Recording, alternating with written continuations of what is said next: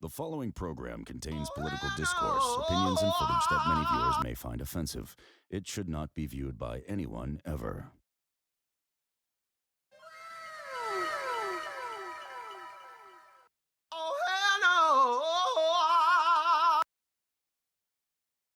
The first rule of Fight Club is, you do not talk about Fight Club.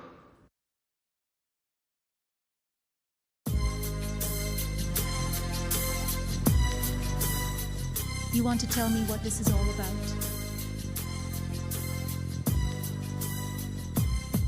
As I fight through the battle with the party of death, I take a look at our right and realize they're barely left, cause they've been commies and tyrants so long that even Joe Biden knows it and his mind is gone. But I ain't never gonna stop cause we didn't deserve it. They even took some shots, but you know what I'm made of. They monitor your speech and they track your movements. You better watch your thoughts in case they disapprove it. I really hate to trip, but I got on low. Psycho woke, I ducked the bullets and the pistol smoke.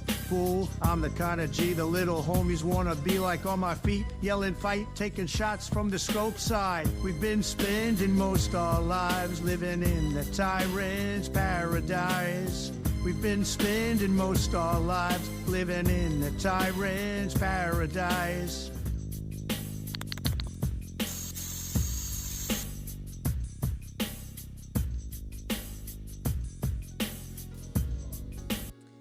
Hello again, everyone. You're watching Check the News, and tonight we're going to be covering, you know what we're covering, the We're a little delayed back here. Thanks for watching. You're watching Check the News, and we're going to be covering the debate live. So I hope that you have your popcorn ready, couple snacks, because this is going to be one for the books. I can just feel it. I want you to sound off, Timothy and Sarah, every one of y'all. I want you to sound off as to what your expectations of tonight's debate will be. I'm not quite sure who's moderating it, what channel is putting it on. Hopefully it's not gonna be ABC, but you know, stranger things have happened, I suppose. Hello, Marissa, and everyone else, Meme Tix, and Lucy, and Michael, and Alicia. Thanks for watching. Yeah, there's a lot to cover. If I were JD Vance, first of all, it's going to be pretty imbalanced as far as brain power is concerned, and so this is going to be pretty easy. I think I'm going to be as unbiased as humanly possible, okay? I'm going to give that to them tonight because I've never heard Waltz in a debate before. Now, I haven't also heard JD Vance in a debate before, but I have heard him take down quite a many people. So this should be cakewalk for him. A walk in the park for JD Vance. So we're gonna take a look. Hopefully, I'm not gonna get stirred up. I really don't feel as though Waltz is gonna bring the same energy as Harris, it's CBS News, another as our colleagues. And maybe you're shaking hands. Bought off media. Oh, the cameras came. That's right. Well, we have the vice presidential debate coming up in a moment. It will be moderated by our own Nora O'Donnell and Margaret Brennan. Ohio Senator J.D. Vance and Minnesota Governor Tim Walz take the stage. Well, they've taken the stage, so stick with us here and join us also on our streaming channel, CBS News 24/7, for exclusive content you won't see anywhere else. Thank you for joining us. Let me see.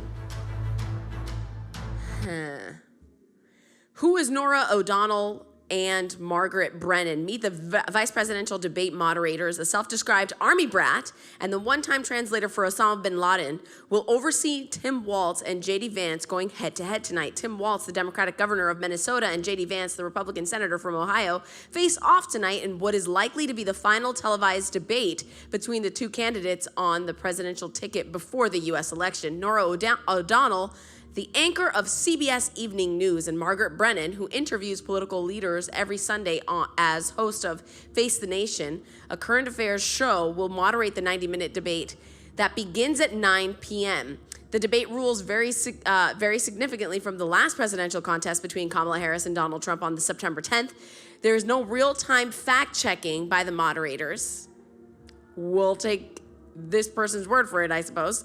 And the candidates' microphones will not be muted. Interesting. Waltz, 60, and Vance, 40, are both military veterans from America's heartland and have, but are they really on the same page? We'll see.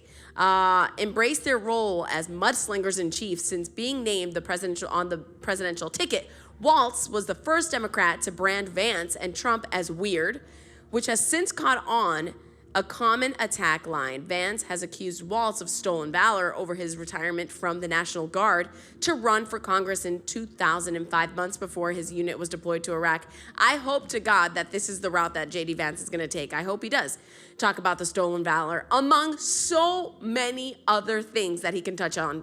Israel, the economy, and the list goes on and on. Let's go! One of them looks scared. One of them looks ready to go. For the first time. I'll let you be the judge.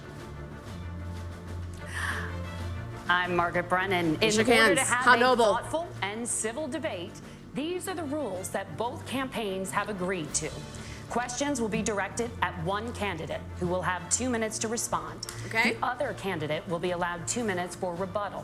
Then each candidate will get another minute to make further points, with Pause. an additional 1 minute.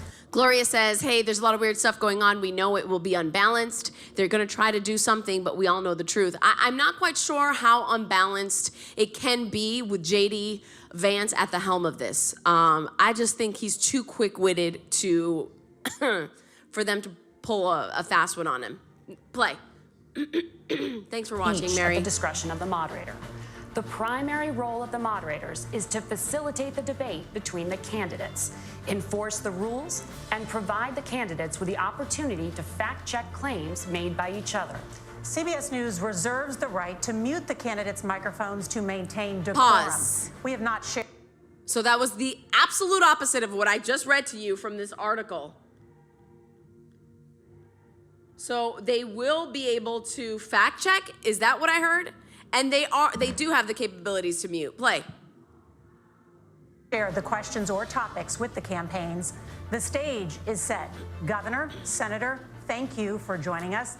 Let's get started.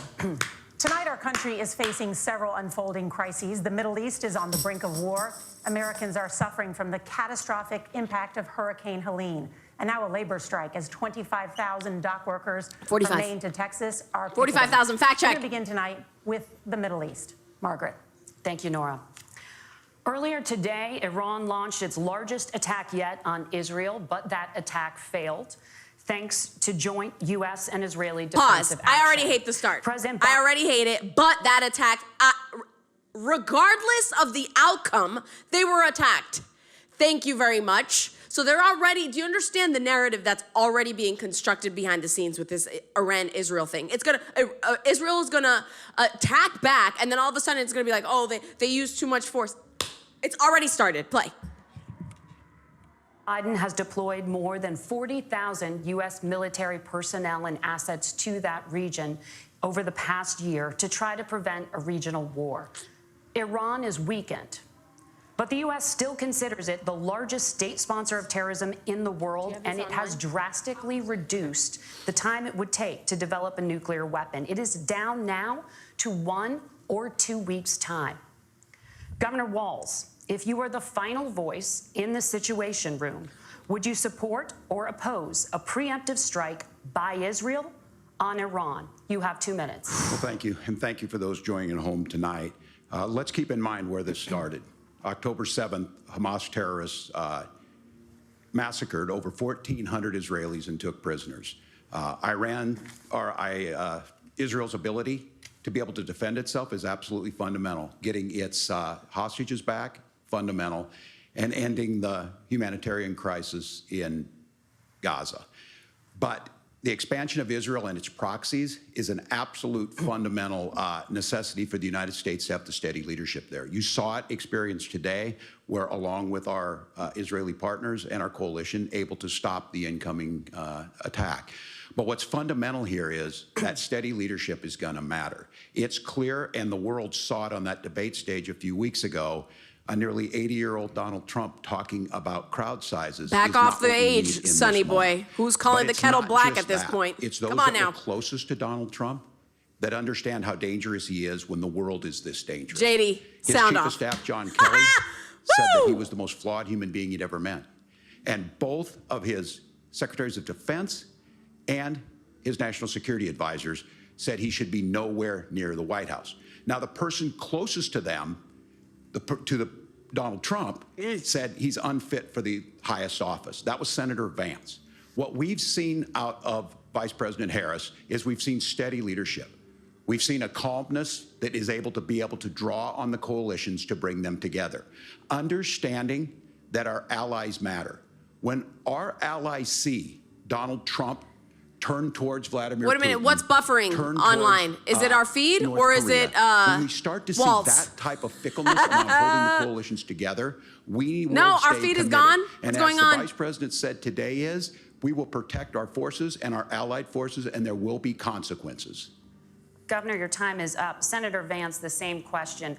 Would you support All right, or keep going, oppose guys. a preemptive What's strike going on with the app? by Israel on Iran? You have 2 minutes. The app So, Margaret, isn't I wanna live. Answer the question. First of all, thanks, Governor. Thanks to CBS for hosting the debate. And thanks, most importantly, to the American people who are watching this evening All right, let's and get it back caring on. enough about this country to pay attention to this vice presidential debate. I want to answer the question, but I want to actually give an introduction to myself a little bit because I recognize a lot of Americans don't know who either one of us are. I was raised in a working class family. My mother required food assistance for periods of her life. My grandmother required Social Security help to raise me, and she raised me in part because my own mother struggled with addiction for a big chunk of my early life. I went to college on the GI Bill after I enlisted in the Marine Corps and served in Iraq. And so I had an American dream that made it possible for me to live my dreams. And most importantly, I know that a lot of you are worried about the chaos in the world and the feeling that the American dream is unattainable. I want to try to convince you tonight over the next 90 minutes that if we get better leadership in the White House, if we get Donald Trump back in the White House, the American dream is going to be attainable once again. Now, to answer this particular question, we have to remember that as much as Governor Walz just accused Donald Trump of being an agent of chaos, Donald Trump actually delivered stability in the world, and he did it by establishing effective deterrence. People were afraid of stepping out of line. Iran, which launched this attack, has received over $100 billion in unfrozen assets thanks to the Kamala Harris administration. What do they use that money for? They use it to buy weapons that they're now launching against our allies, and God forbid, potentially launching against the United States as well. Donald Trump recognized that for people to fear the United States, you needed leadership would put stability and peace back in the world. Now, you asked about a preemptive strike, Margaret, and I want to answer the question. Look, it is up to Israel what they think they need to do to keep their country safe, and we should support our allies wherever they are when they're fighting the bad guys. I think that's the right approach to take with the Israel question. Thank you, Senator. Governor Walz, do you care to respond to any of the allegations? Well, look, Donald Trump was in office. We'll sometimes hear a revisionist history, but when Donald Trump was in office, it was Donald Trump who we had a coalition of nations that had boxed Iran's nuclear program in, the inability to advance it. Donald Trump pulled that program and put nothing else in its place. So Iran is closer to a nuclear weapon than they were before because of Donald Trump's fickle leadership. And when Loser Iran shot alert, down no an American thanks. aircraft in Nobody international believes that. airspace, Donald Trump tweeted, because that's the standard diplomacy of Donald Trump. And when Iranian missiles did fall near U.S. troops and they received traumatic brain injuries, Donald Trump wrote it off as headaches.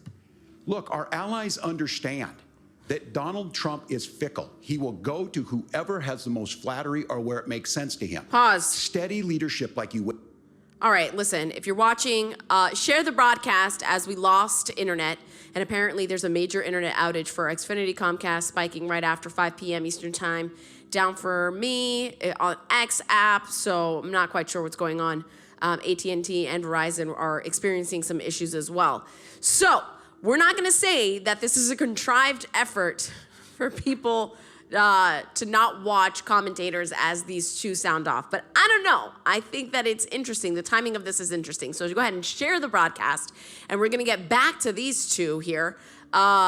Walz has just been, you can tell he's got his nerves. JD looks very calm, cool, and collected. Anybody else think that JD Vance has like eyeliner tattooed on his eyes? I don't know. His eyes look like they're lined. Next, or play.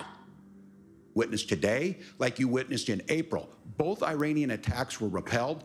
Our coalition is strong, and we need the steady leadership that Kamala Harris is providing. Steady leadership. Senator Come on Vance, now. The U.S. You don't did even have believe a that, diplomatic sir. deal with Iran to temporarily pause parts of its nuclear program, and President Trump did exit that deal. He recently said, just 5 days ago, the U.S. must now make a diplomatic deal with Iran because the consequences are impossible. Did he make a mistake? You have 1 minute. Well, first of all, Margaret, diplomacy is not a dirty word, but I think that's something that Governor Walz just said is quite extraordinary. You yourself just said Iran is as close to a nuclear weapon today as they have ever been. And Governor Walz, you blame Donald Trump. Who has been the vice president for the last 3.5 years? And the answer is your running mate, not mine. Donald Trump consistently made the world more secure. Now, we talk about what, the sequence of events that led us to where we are right now, and you can't ignore October the 7th, which I appreciate Governor Walz bringing up. But when did Iran and Hamas and their proxies attack Israel? It was during the administration of Kamala Harris. So Governor Walz can criticize Donald Trump's tweets, but effective, smart diplomacy and peace through strength is how you bring stability back to a very broken world. Donald Trump has already done it once before. Ask yourself at home, when was the last time, I'm 40 years old, when was the last time that an American president didn't have a major conflict break out? The only answer is during the 4 years that Donald Trump was president. Gentlemen, we have a lot to get to. Nora? Margaret, thank you. Let's turn now to Hurricane Helene. The storm could become one of the deadliest on record. More than 160 people are dead and hundreds more are missing.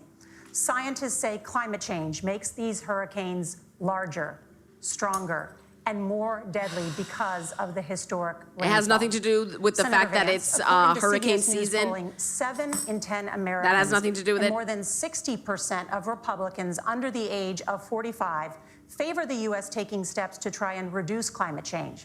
Senator, what responsibility would the Trump administration have to try and reduce the impact of climate change? Come I'll on, give you 2 JD, minutes. bring Sure. it. So first of all, let's start with the hurricane because it's an unbelievable, unspeakable human tragedy. I just saw today actually a photograph of 2 grandparents on a roof with a 6-year-old child, and it was the last photograph ever taken of them because the roof collapsed and those innocent people lost their lives. And I'm sure Governor Walz joins me in saying our hearts go out to those innocent people, our prayers go out to them, and we want as robust and aggressive as a federal response as we can get to save as many lives as possible, and then, of course, afterwards, to help the people in those communities rebuild. I mean, these are communities that I love. Some of them I know very personally in Appalachia, all across the Southeast. They need their government to do their job, and I commit that when Donald Trump is president again, the government will put the citizens of this country first when they suffer from a disaster.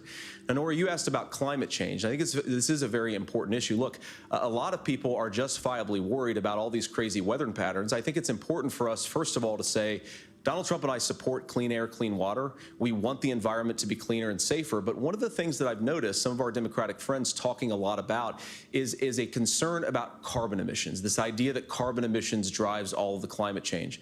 Well, let's just say that's true, just for the sake of argument, so we're not arguing about weird science. Let's just say that's true. Well, if you believe that, what would you want to do? The answer is that you'd want to reshore as much American manufacturing as possible, and you'd want to produce as much energy as possible in the United States of America because we're the cleanest economy in the entire world. What have Kamala Harris's policies actually led to? More energy production in China, more manufacturing overseas, more doing business in some of the dirtiest parts of the entire world. And when I say that, I mean the amount of carbon emissions they're doing per unit of economic output. Hey. So if we actually care about getting cleaner air and cleaner water, the best thing to do is to double down and invest in American workers and the American people. And unfortunately, Kamala Harris has done exactly the opposite. Governor Walz, you have 2 minutes to respond. Well, we got close to an agreement because all those things are happening. Look, first of all, it is a horrific tragedy with this hurricane. And my heart goes out to the folks that are down there in contact with the governors. I serve as co-chair of the Council of Governors as we work together on these emergency managements. Governors know no partisanship. They work together to all of the governors and the emergency responders are on the ground. Those happen on the front end. The federal government comes in, makes sure they're there that we recover, but we're still in that phase where we need to make sure that they're staying there, staying focused. Now, look, coming back to the climate change issue, there's no doubt this thing roared onto the scene faster and stronger than anything we've seen. Senator Vance has said that there's a climate problem in the past. Donald Trump called it a hoax. and then joke that these things would make more beachfront property to be able to invest in. What we've seen out of the Harris administration now, the Biden-Harris administration, is we've seen this investment. We've seen massive investments, the biggest in global history that we've seen in the Inflation Reduction Act, has created jobs all across the country. 2,000 in Jeffersonville, Ohio, taking the EV technology that we invented and making it here. 200,000 jobs across the country. The largest solar manufacturing plant in North America sits in Minnesota. But my farmers know climate change is real. They've seen 500-year droughts, 500-year floods back to back. But what they're doing is adapting, and this has allowed them to tell me, look, I harvest corn, I harvest soybean, and I harvest wind. We are producing more natural gas and more oil at any time than we ever have. We're also producing more clean energy. So the solution for us is to continue to move forward, that climate change is real.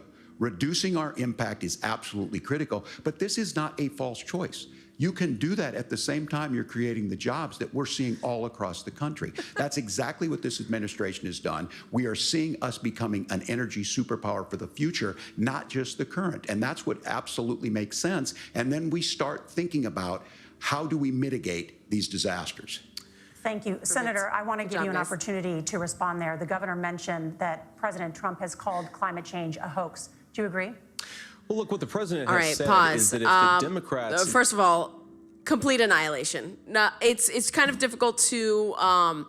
there's something about Tim Walz that's very monotone and very difficult to kind of like understand what he's saying, especially because it's almost like stream of consciousness, like when he talks. So it's very difficult to follow. Now, J.D. Vance has the opposite effect. He's very vibrant when he speaks, etc.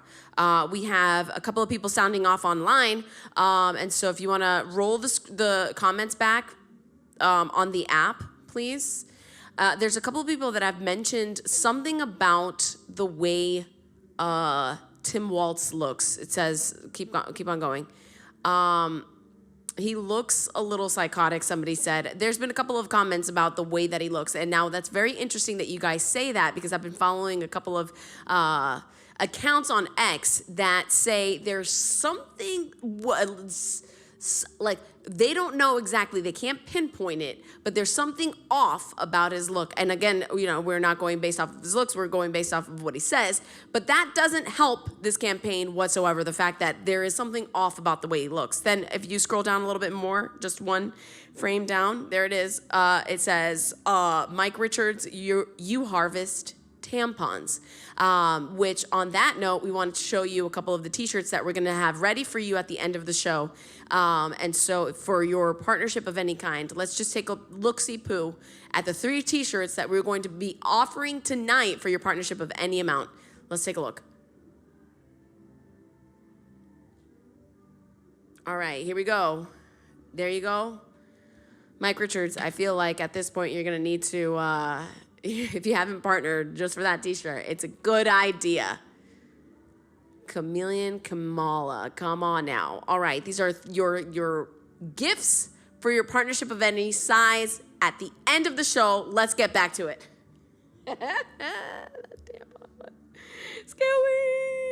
In particular, Kamala Harris and her leadership, if they really believe that climate change is serious, what they would be doing is more manufacturing and more energy production in the United States of America, and that's not what they're doing. So clearly, Kamala Harris herself doesn't believe her own rhetoric on this. If she did, she would actually agree with Donald Trump's energy policies. Now, something Governor Walz said I think is important to touch upon, because when we talk about clean energy, I think that's a slogan that often the Democrats will use here. Yeah. I'm talking, of course, about the Democratic leadership. And the real issue is that if you're spending hundreds of millions or even billions of dollars of American taxpayer money on solar panels that are made in China, number one, you're going to make the economy dirtier. We should be making more of those solar panels here in the United States of America. Some of them are, Tim, but a lot of them are being made overseas in China, especially the components that go into those solar panels. So if you really want to make the environment cleaner, you've got to invest in more energy production. We haven't built a nuclear facility, I think, one in the past 40 years. Senator. Natural gas, we got to invest more in it. Kamala Harris has done the opposite. That's raised energy prices and also meant that we're doing worse by the climate. Senator, your time is up. Governor, would you like to respond? Well, look, we're producing more natural gas than we ever have. There's no moratorium on that. We're producing more oil. But the folks know, and my like I said, again, these are not liberal folks. These are not folks that are Green New Deal folks. These are farmers that have been drought one year, massive flooding the next year. They understand that it makes sense. Look, our #1 export cannot be topsoil from erosion from these massive storms. We saw it in Minnesota this summer. And thinking about how do we respond to that, we're thinking ahead on this. And what Kamala Harris has been able to do in Minnesota, we're starting to weatherproof some of these things. The infrastructure law that was passed allows us to think about mitigation in the future. How do we make sure that we're protecting by burying our power lines? How do we make sure that we're protecting lakefronts and things that we're seeing more and more of? But to call it a hoax and to take the oil company executives to Mar-a-Lago, say, give me money for my campaign and I'll let you do whatever you want. We can be smarter because there hasn't been about any that, money and laundering in all-above this energy administration, policy is right? exactly what she's doing, creating those jobs right here. Governor, your time is up. The overwhelming consensus among scientists is that the Earth's climate is warming at an unprecedented rate. Margaret? Thank you, Nora. Nobody cares. We're going to turn now to immigration. Stick to debating. The crisis at the U.S.-Mexico or moderating. border consistently ranks as one of the top issues for I American can't stand voters. these. I can't stand these. Senator I'm Vance, telling you, I just can't. Your campaign is pledging to carry out the largest Who cares mass about your opinion, deportation plan dummy? in American history and to use the U.S. military to do so. Could you be more specific about exactly how this will work? For example, would you deport parents who have entered the U.S. illegally and separate them from any of their children who were born on U.S. soil? Like has happened for So first of all, Margaret, decades. before we talk about deportations, we have to stop the bleeding. We have a historic immigration crisis because Kamala Harris started and said that she wanted to undo all of Donald Trump's border policies. 94 executive orders suspending deportations, decriminalizing illegal aliens, massively increasing the asylum fraud that exists in our system. That has opened the floodgates. And what it's meant is that a lot of fentanyl is coming into our country. Yes, sir. I had a mother who struggled with opioid addiction and has gotten clean. I don't want people who are struggling with addiction to be deprived of their second chance because Kamala Harris let in fentanyl into our communities at record levels. So you've got to stop the bleeding. You've got to re-implement Donald Trump's border policies, build the wall, re-implement deportations. And that gets me to your point, Margaret, about what do we actually Stop do? the So we've bleeding. got 20, 25 million illegal aliens who These are in are the country. these are the What do kinds we of do with words them? I that think you the need to. first These thing are the that we do is we pictures start that you with the need to criminal paint migrants. during a debate. About 1 million of those people Yes. have committed some form of crime in addition to crossing the border illegally. I think you start with deportations on those folks. And then I think you make it harder for illegal aliens to undercut the wages of American workers. A lot of people will go home if they can't work for less than minimum wage Nobody's in our gonna- country. nobody's- And by the way, that'll be really good for our workers who just want to earn a fair wage for doing a good let's day's go, work. JD. The final point, Margaret, is you ask about family separation. Right now in this country, Margaret, we have 320,000 children that the Department of Homeland Security has effectively lost. Some of them have been sex trafficked. Some of them hopefully are at homes with their families. Some of them have been used as drug trafficking mules. The real family separation policy in this country is unfortunately Kamala Harris's wide open southern border. And I'd ask my fellow Americans to remember when she came into office, she said she was going to do this. drop. Real leadership would be saying, you know what, I screwed up. We're going to go back to Donald Trump's border policies. I wish she would do that. It would be good for all of us. Whoa. Governor, I mean, just do you care to quit. respond to any of those specific Waltz, allegations, just walk away. including that Walk the Vice away. President is, quote, letting in fentanyl and using kids as drug mules, among other things regarding children? The drug mule is not true, but I will say about Oh, this about fentanyl, because this is my a gosh, crisis. the drug It's mule is not opioid true. crisis. Can you- And the good news balls on this is guy. the last 12 months saw the largest decrease in opioid deaths in our nation's history. 30% decrease in Ohio, but there's still more work to do. But let's go back to this on immigration. Kamala Harris was the Attorney General of the largest state, a border state in California. She's the only person in this race who prosecuted transnational That's what she gangs said. for human Yeah, we trafficking get it. You and guys drug shared the same interventions. notes. But look, we all want to solve this. Most of us want Or to solve speechwriters, this, whichever one. And that is the United States Congress. That's the Border Patrol agents. That's the Chamber of Commerce. That's most Americans out here. That's why we had the fairest and the toughest bill on immigration that this nation's seen. It was crafted by a conservative senator from Oklahoma, James Lankford. I know him. He's super conservative, but he's a man of principle, wants to get it done. Democrats and Republicans worked on this piece of legislation. The Border Patrol said, this is what we need in here. These are the experts. And the Chamber of Commerce and the Wall Street Journal said, pass this thing. Kamala Harris helped get there. Pause. 1,500 new border agents. Somebody, again, said something creepy about this guy.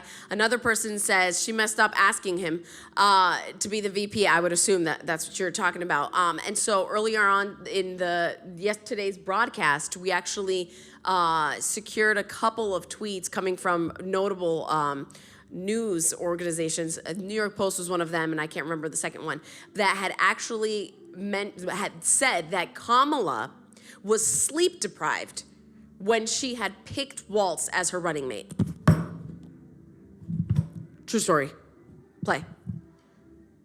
Agents, detection for drugs, DOJ money to speed up these the adjudications on this, just what America wants. But as soon as I was getting ready to pass and actually tackle this, Donald Trump said no, told them to vote against it because it gives him a campaign issue. It gives him what would Donald Trump talk That's about if really we why actually he, did come some on of now, these JD, things? you gotta, and they need to be done by the the reason legislature. You he can't needed just an do issue? this through the executive branch. So look, we have the options to do this. Donald Trump had 4 years. He had 4 years to do this, and he promised you, America, you can't how go easy that it would be. route I'll when build you you're a big, beautiful oh wall. my gosh. And Mexico will pay for it. Less than 2% of that wall got built, and Mexico didn't pay a dime. But here we are again, 9 years after he came down that escalator, dehumanizing people and telling them what he was going to do. As far as the deportation plan, at one point, Senator Vance said it was so unworkable to be laughable. So that's where we're at. Pass the bill, she'll sign it. Governor, your time is up. Senator, the question was, will you separate parents from their children, even if their kids are U.S. citizens? You have 1 minute. Margaret, my point is that we already have massive child separations thanks to Kamala Harris's open border. And I didn't accuse Kamala Harris of inviting drug mules. I said that she enabled the Mexican drug cartels to operate freely in this country. Yeah. And we know that they use children as drug mules. And it is a disgrace, and it has to stop.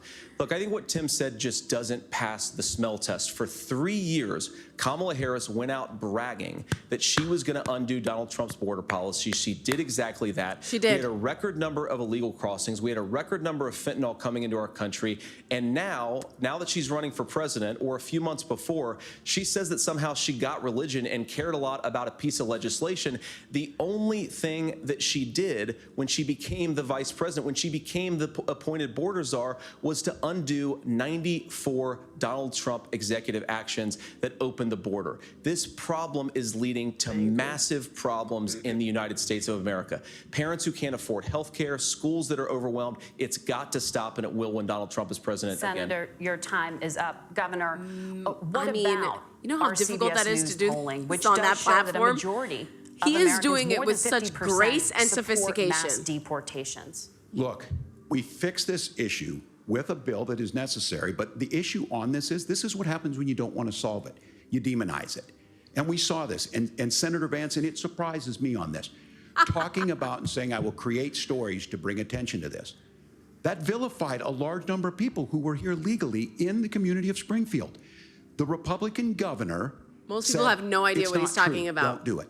There's consequences for this. There's consequences. We could come together. Senator Langford did it. We could come together and solve this if we didn't let Donald Trump continue to make it an issue. And the consequences in Springfield were the governor had to send state law enforcement to escort kindergartners to school. I believe Senator Vance wants to solve this, but by standing with Donald Trump and not working together to find a solution, it becomes a talking point. And when it becomes a talking point like... When you make things, Tim Walz is really struggling here, which is a breath of fresh air, no lie. I didn't know exactly what we were gonna be in for tonight, but this is marvelous.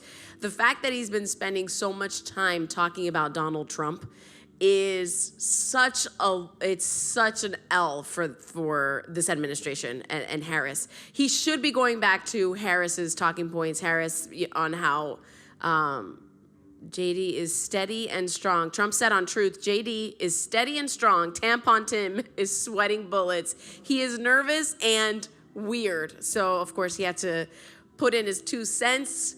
The Don had to say something. And anyway, so Yeah, he's been talking way too much about Donald Trump. What he needs to do is somehow bring it back to, like JD so masterfully is doing. He's going back to Donald Trump, shedding light on how good his leadership is.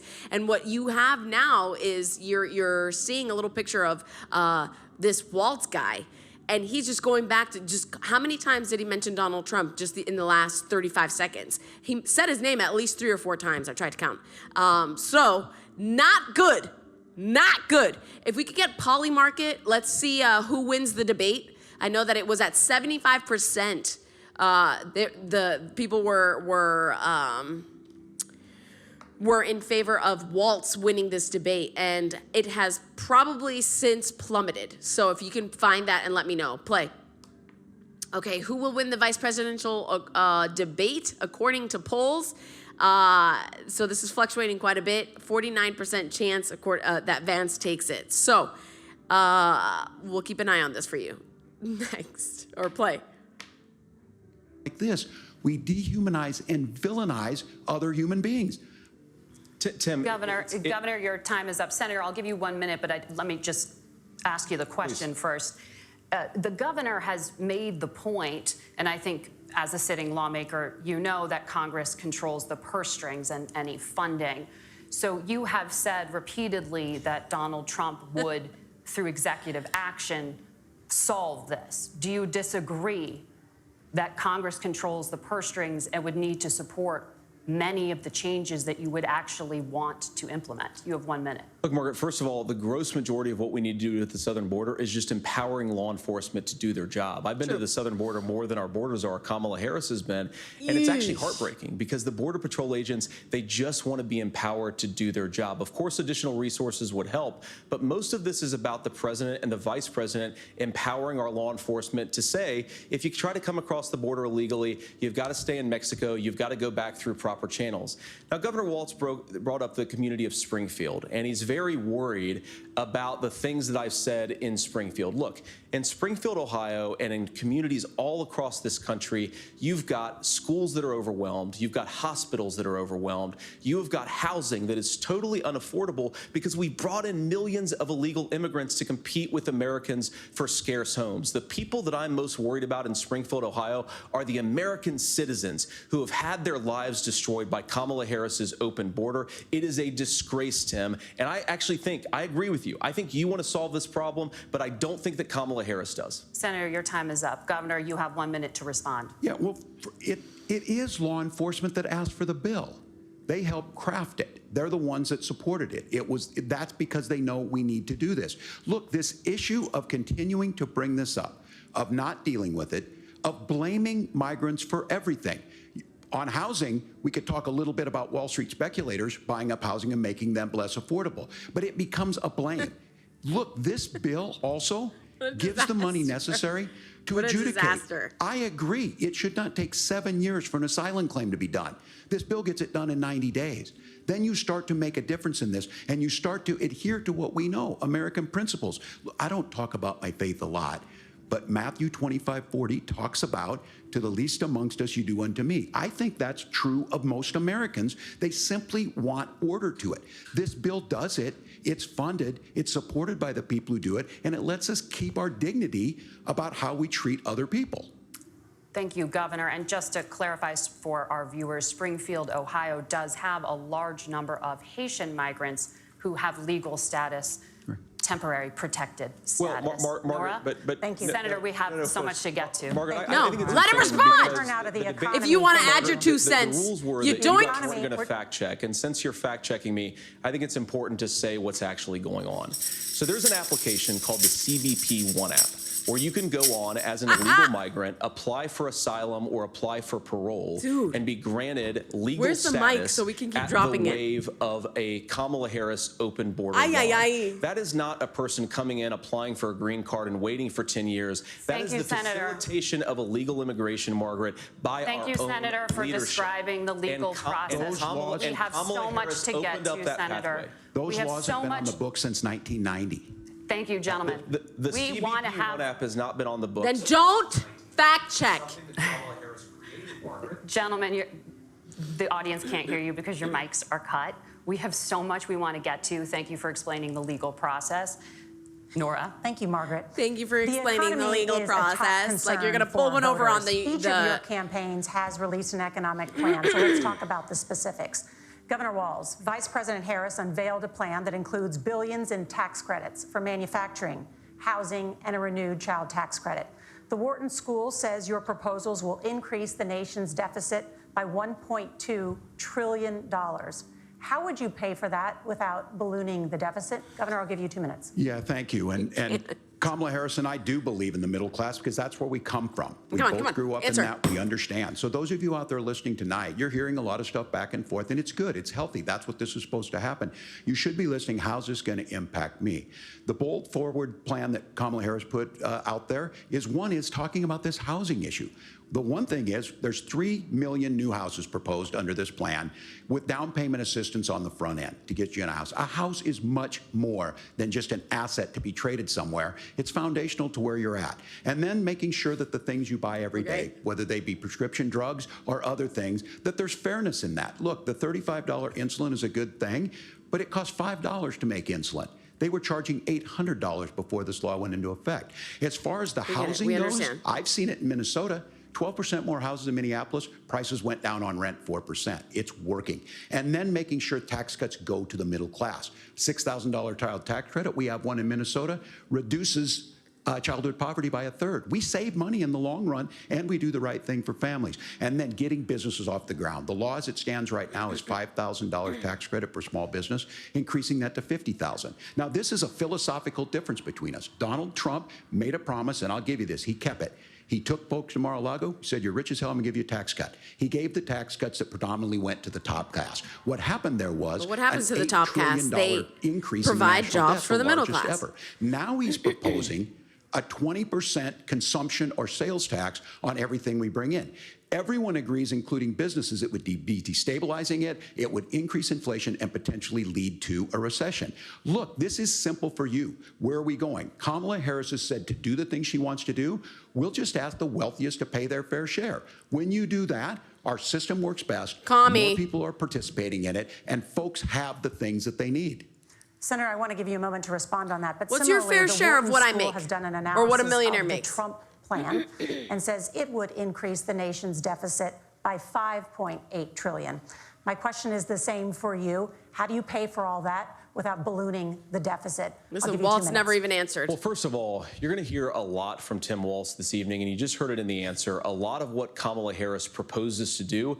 And some of it, I'll be honest with you, it even sounds pretty good. Here's what you won't hear, is that Kamala Harris has already done it. Because she's been the vice president for 3.5 years. She had the opportunity to enact all of these great policies, and what she's actually done instead is drive the cost of food higher by 25%, drive the cost of housing higher by about 60%, open the American southern border and make middle-class life unaffordable for a large number of Americans. If Kamala Harris has such great plans for how to address middle-class problems, then she ought to do them now. Not when asking for a promotion, but in the job the American people gave her 3.5 years ago. And the fact that she isn't tells you a lot about how much you can trust her actual plans. Now, Donald Trump's economic plan is not just a plan, but it's also a record. A lot of those same economists attack Donald Trump's plans, and they have PhDs, but they don't have common sense and they don't have wisdom, because Donald Trump's economic policies delivered the highest take-home pay in a generation in this country, 1.5% inflation, and to boot, peace and security all over the world. So when people say that Donald Trump's economic plan doesn't make sense, I say look at the record. He delivered rising take-home pay for American workers.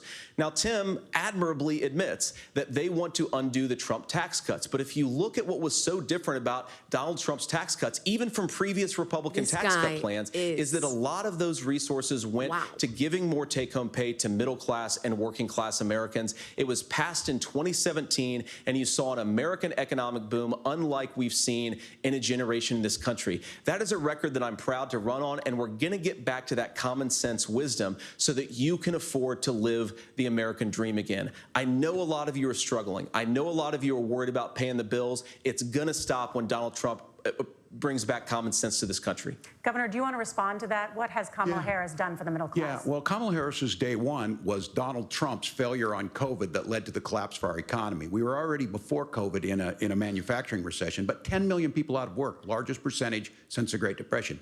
9 million jobs closed on that. That was day one. Whether it was the Infrastructure Act or other things we moved. Now, you made a question about experts, said this. I've made a note of this. Economists can't be trusted. Science can't be trusted. National security folks can't be trusted. Yeah, damn Look, Skippy. if you're going to be president, you don't have all the answers. Donald Trump believes he does. My pro tip of the day is this. If you need heart surgery, listen to the people at the Mayo Clinic in Rochester, Minnesota, not Donald Trump. And the same thing goes with this. And I ask you out there, teachers, nurses, truck drivers, or whatever, how is it fair that you're paying your taxes every year and Donald Trump hasn't paid any federal tax in the last 15 years, the last year as president? That's what's wrong with the system. There's a way around it, and he's bragged about that. We're just asking for fairness in it, and that's all you want. You have a minute. Governor, you say trust the experts, but those same experts for 40 years said that if we shipped our manufacturing base off to China, we'd get cheaper goods. They lied about that. They said if we shipped our industrial base off to other countries, to Mexico and elsewhere, it would make the middle class stronger. They were wrong about that. Say Fauci. They were wrong about the idea that if we made America less self-reliant, less Talk about productive Fauci. in our own Come nation, on, that it would Vance. somehow make us better off, and they were wrong about it. And for the first time in a generation, Donald Trump had the wisdom and the courage to say to that bipartisan consensus, we're not doing it anymore. We're bringing American manufacturing back. We're unleashing American energy. We're going to make more of our own stuff. And this isn't just an economic issue. I mean, I've got 3 beautiful little kids at home, 7, 4, and 2, and I love them very much, and I hope they're in bed right now. But look, so many of the drugs, the pharmaceuticals that we put in the bodies of our children are manufactured by nations that hate us. This has to stop, and we're not going to stop it by listening to experts. We're going to stop it by listening to common sense wisdom, which is what Donald Trump governed on. Senator, your time is up. Governor Walz, can you address that? I mean, voters say they trust Donald Trump on the economy more. Why? Well, if you're listening tonight and you want billionaires to get tax cuts, you heard what the numbers were.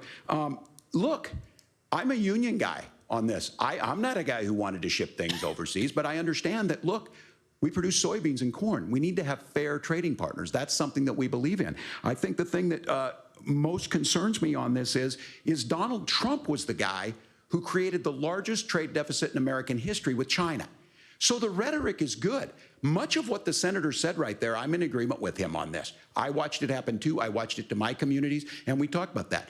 But we had people undercutting the right to collectively bargain. We had right to work states made it more difficult. We had companies that were willing to ship it over, and we saw people profit. Folks that are venture capital in some cases, putting money into companies that were overseas. We're in agreement that we bring those home. The issue is Donald Trump is talking about it. Kamala Harris has a record, 250,000 more manufacturing jobs just out of the IRA. May I respond to that? Yes. So appreciate that. So if you notice, what Governor Walz just did is he said, first of all, Donald Trump has to listen to the experts. And then when he acknowledged that the experts screwed up, he said, well, Donald Trump didn't do nearly as good of a job as the statistics show that he did. So what Tim Walz is doing, and I honestly, Tim, I think you got a tough job here. Because you've got to play whack-a-mole. You've got to pretend that Donald Trump didn't deliver rising take-home pay, which of course he did. You've got to pretend that Donald Trump didn't deliver lower inflation, which of course he did. And then you've simultaneously got to defend Kamala Harris's atrocious economic record, which has made gas, groceries, and housing unaffordable for American citizens. Look at his I face. was raised by a woman who would sometimes go into medical debt so that she could put food on the table in our household. I know what it's like to not be able to afford the things that you need to afford. Amanda, I totally agree. Vance is anointed for this. This is... We can get back to an America that's affordable again. We just got to get back to common sense economic principles. I hope we have a conversation on health care then. Senator, Governor. Please. Thank you. Margaret? We have a lot to get to ahead, gentlemen, on many topics. This is rough. Right what a now, I bloodbath. Can we show that personal qualifications. The vice president is often the last Benny Johnson. voice. Show me the Benny Johnson post. Here we go. Tim Walz destroying himself in real time. This is Poly Market. You've got the odds. Wow, is this rough? This is a tough blow. That is rough. Scary! And since you're watching this live with us, I mean, this is, Holly, yes, absolute bloodbath. This is really, truly what I was expecting for the presidential debate, but we didn't get that. We didn't get nearly that. This is J.D. Vance. Without a doubt, Amanda, I totally agree. He is anointed for this. I mean, he is railing on him, using his own words to come against him, because at that point, there is no response. When you're using you're literally reiterating what Tim Walz was saying. You can't go anywhere after that. You just can't. And that's why, well, I hope to make this about, we'll talk about healthcare next. It's just, I mean, this is hard to watch. This is really difficult to watch. At the same time, loads of fun. Play. My community. I've tried to do the best I can, but I've not been perfect. And I'm a knucklehead at times, but it's always been about that. Those same people elected me to Congress for 12 years. Pause. And in Congress, I was one of the most... I'm telling you right now, if the Republicans don't isolate, I'm a knucklehead at times. I literally cannot believe those words came out of his mouth. This is so embarrassing. Harris must be cringing. I don't know if she's awake and alert at this point in time, but by golly, this is suicide. Can the DNC pull a vice presidential pick? Can they switch things around? Not quite sure what's going to happen after this. This is horrifying. Horrifying. Play. Personal qualifications. The vice president is often the last voice the president hears before making consequential decisions. We want to ask you about your leadership qualities. Governor Walz, you said you were in Hong Kong during the deadly Tiananmen Square protests in the spring of 19... This is noble if you're running for mayor, if you're running for maybe some type of township spot. I'm a knucklehead. It kind of brings you down, like it brings you, your humility is showing, right? Because you're a knucklehead. When you're the vice presidential pick of the United States of America, as the world goes into flames, the last thing you want to say is that you're a knucklehead. That's the very last thing in the whole wide world that you want to say. You want competence in the White House. You want even keel. You want the fact that it's just mind-blowing. Mind-blowing. Play. Let's see what J.D. Vance says. The president hears before making consequential decisions. We want to ask you about your leadership qualities. Governor Walz, you said you were in Hong Kong during the deadly Tiananmen Square protests in the spring of 1989. But Minnesota Public Radio and other media outlets are reporting that you actually didn't travel to Asia until August of that year. Oh, gosh, I'm so embarrassed for him. Can you explain that discrepancy? Yeah, well, and to the folks out there who didn't get at the top of this, look, I grew up in small rural Nebraska, town of 400, town that you rode your bike with your buddies till the streetlights come on, and I'm proud of that service. I joined the National Guard at 17, worked on family farms, and then I used the GI Bill to become a teacher. So bad. I'm not gonna. Is there a mercy rule for my debates? first year out, I got the opportunity in the summer of '89 to travel to China. 35 years ago, be able to do that. I came back home and then started a program to take young people there. We would take basketball teams, we would take baseball teams, we would take dancers, and we would go back and forth to China. The issue for that was to try and learn. Now look, my community knows who I am. They saw where I was at. Oh my gosh, this is awful. Look, I will be the first to tell you, I have poured my heart into my community. Where were you, I've tried though? to do the best I can, but I've not been perfect. And I'm a knucklehead at times, but it's always been about that. This is where it was, Those same knucklehead, people because he was caught lying. elected me to Congress for 12 years. And in Congress, I was one of the most bipartisan people, working on things like farm bills that we got done, working on veterans benefits. Help us, and Lord. then the people of Minnesota were able to elect me to governor twice. So look, my commitment has been from the beginning. So he To lied. make sure that I'm there for the people. To make sure that I get this right. I will say more than anything. Many times I will talk a lot. I will get caught up in the rhetoric. But and you being lie? there, the impact it made, You the difference psycho? it made in my life. I learned a lot about China. I hear the critiques of this. Oh, I would help make us. The case This that is so Donald bad. Trump should have come on one of those trips with us. I guarantee you he wouldn't be praising Xi Jinping about COVID, and I guarantee you he wouldn't start a trade war that he ends up losing. So this is about trying to understand the world. It's about trying to do the best you can for your community, and then it's putting yourself out there and letting your folks understand what it is. My commitment, whether it be through teaching, which I was good at, or whether it was being a good soldier or was being a good member of Congress, those are the things that I think are the values that people care about. Governor, just to follow up on that, the question was, can you explain the discrepancy? All I said on this was I got there that summer and misspoke on this. So I will just, that's what I've said. So I was in Hong Kong and China. Help us, Lord. This is horrifying. And from that, I learned a lot of what golly. needed to be in governance. Have mercy. Thank you, Governor. Senator Vance, in 2016, you called your running mate Donald Trump unfit for the nation's highest office, and you said he could be America's Hitler. I know you've been asked many times, and you've said you regret those comments. I'm sweating. And explained you then voted for Donald Trump in 2020.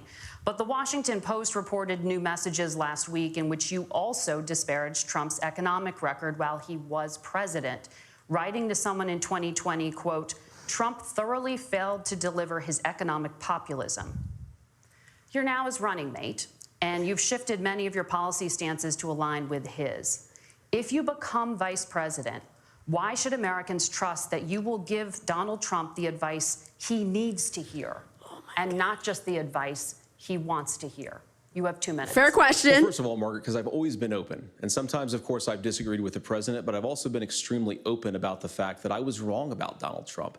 I was wrong, first of all, because I believed some of the media stories that turned out to be dishonest fabrications of his record. But most importantly, Donald Trump delivered for the American people. Rising wages, rising take-home pay, an economy that worked for normal Americans, a secure southern border, a lot of things, frankly, that I didn't think he'd be able to deliver on. And yeah, when you screw up, when you misspeak, when you get something wrong and you change your mind, you ought to be honest with the American people about it. It's one of the reasons, Margaret, why I've done so many interviews is because I think it's important to actually explain to the American people where I come down on the issues and what changed. Now, you pointed out to messages from 2020. Margaret, I've been extremely consistent that I think there were a lot of things that we could have done better in the Trump administration the first round if Congress was doing its job. I strongly believe, and I've been a United States Senator, that Congress is not just a high-class debating society. It's not just a forum for senators and congressmen to whine about problems. It's a forum to govern. So there were a lot of things on the border, on tariffs, for example, where I think that we could have done so much more if the Republican Congress and the Democrats in Congress had been a little bit better about how they govern the country. They were so obsessed with impeaching Donald Trump, they couldn't actually govern. And I want to talk about this tariff issue in particular, Margaret, because Tim just accused this of being a national sales tax. Look, the one thing, and you're probably surprised to hear me praising Joe Biden, but the one thing that Joe Biden did is he continued some of the Trump tariffs that protected American manufacturing jobs. And it's the one issue, the most pro-worker part of the Biden administration, it's the one issue where Kamala Harris has run away from Joe Biden's record. Think about this. If you're trying to employ slave laborers in China at $3 a day, you're going to do that and undercut the wages of American workers unless our country stands up for itself and says you're not accessing our markets unless you're paying middle-class Americans a fair wage. Senator, your time is up. Nora? Thank you. Now to the issue of reproductive rights. Governor Walz, after Roe versus Wade was overturned, you signed a bill into law that made Minnesota one of the least restrictive states in the nation when it comes to abortion. Former President Trump said in the last debate that you believe abortion, quote, in the ninth month rigorously writing notes. What are you writing? Yes or no? Is that what you support? I'll give you 2 minutes. That's not what the bill says, but look, this issue is what's on everyone's mind. No, Donald it's not Trump actually. put this all into motion. He World War III is on bragged people's about minds. how great it was that he put the judges in and overturned Roe versus Wade. 52 years of personal autonomy. And then he tells us, oh, which is send it still up to the It's states. a beautiful thing. Amanda Zaworski would disagree with you on it's a beautiful thing. A young bride in Texas waiting for their child at 18 weeks. She has a complication, a tear in the membrane. She needs to go in. The medical care at that point needs to be decided by the doctor. And that would have been an abortion. But in Texas, that would have put them in legal jeopardy. She went home, got sepsis, nearly dies, and now she may have difficulty having children. Or in Kentucky, Hadley Duvall, a 12-year-old child raped and impregnated by her stepfather. This is awful. Those are horrific. Now, when God asked about that, Senator Vance said, 2 wrongs don't make a right. There is no right in this. So in Minnesota, what we did was restore Roe versus Wade. We made sure that we put women in charge of their health care. But look, this is not where, if you don't know Amanda or a Hadley, you soon will. Their Project 2025 is going to have a registry of pregnancies. It's going to make it more difficult, if not impossible, to get contraception 2025 and limit hoax. access. Let's if see not if eliminate they access fact to check this. infertility treatments. For so many of you out there listening, me included, infertility treatments are why I have a child. That's nobody else's business, but those things are being proposed. And the catch-all on this is, well, the states will decide what's right for Texas might not be right for Washington. That's not how this works. This is basic Yes, human it rights. is. We have seen That's exactly how this works. maternal mortality skyrocket in Texas, outpacing many other countries in the world. This is about health care. In Minnesota, we are ranked first in health care for a reason. We trust women, we trust doctors. Senator, do you want to respond to the governor's claim? Will you create a federal pregnancy monitoring agency? No, Nora, certainly we won't. And I want to talk about this issue because I know a lot of Americans care about it, and I know a lot of Americans don't agree with everything that I've ever said on this topic. And, you know, I grew up in a working class family in a neighborhood where I knew a lot of young women who had unplanned pregnancies and decided to terminate those pregnancies because they feel like they didn't have any other options. And, you know, one of them is actually very dear to me. And I know she's watching tonight, and I love you. And she told me something a couple years ago. Hold back the tears. That she felt like if she hadn't had that abortion, that it would have destroyed her life because she was in an abusive relationship. And I think that what I take from that as a Republican who proudly wants to protect innocent life in this country, who proudly wants to protect the vulnerable, is that my party, we've got to do so much better of a job at earning the American people's trust back on this issue where they frankly just don't trust us. And I think that's one of the things that Donald Trump and I are endeavoring to do.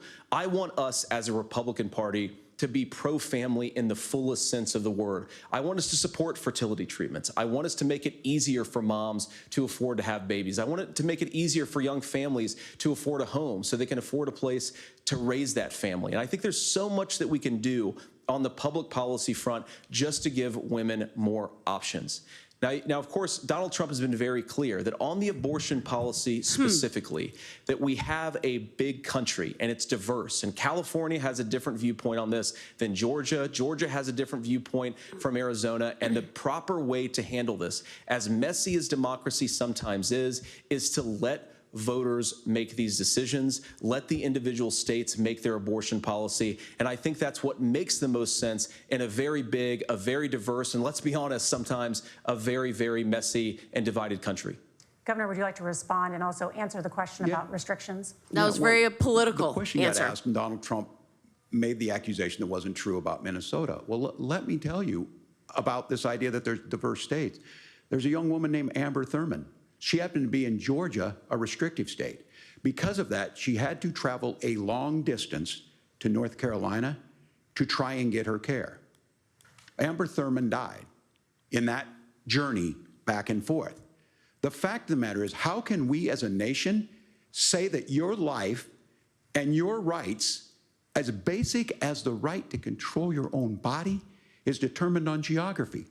There's a very real chance had Amber Thurman lived in Minnesota, she would be alive today. You wonder, That's pause. why the restoration You wonder of Roe why versus Wade. such like the names, you know, they spew out these names of American women as if they are, you know, some sort of like noble party that cares about. How about all of the names of the women and children that have been killed by illegal immigrants?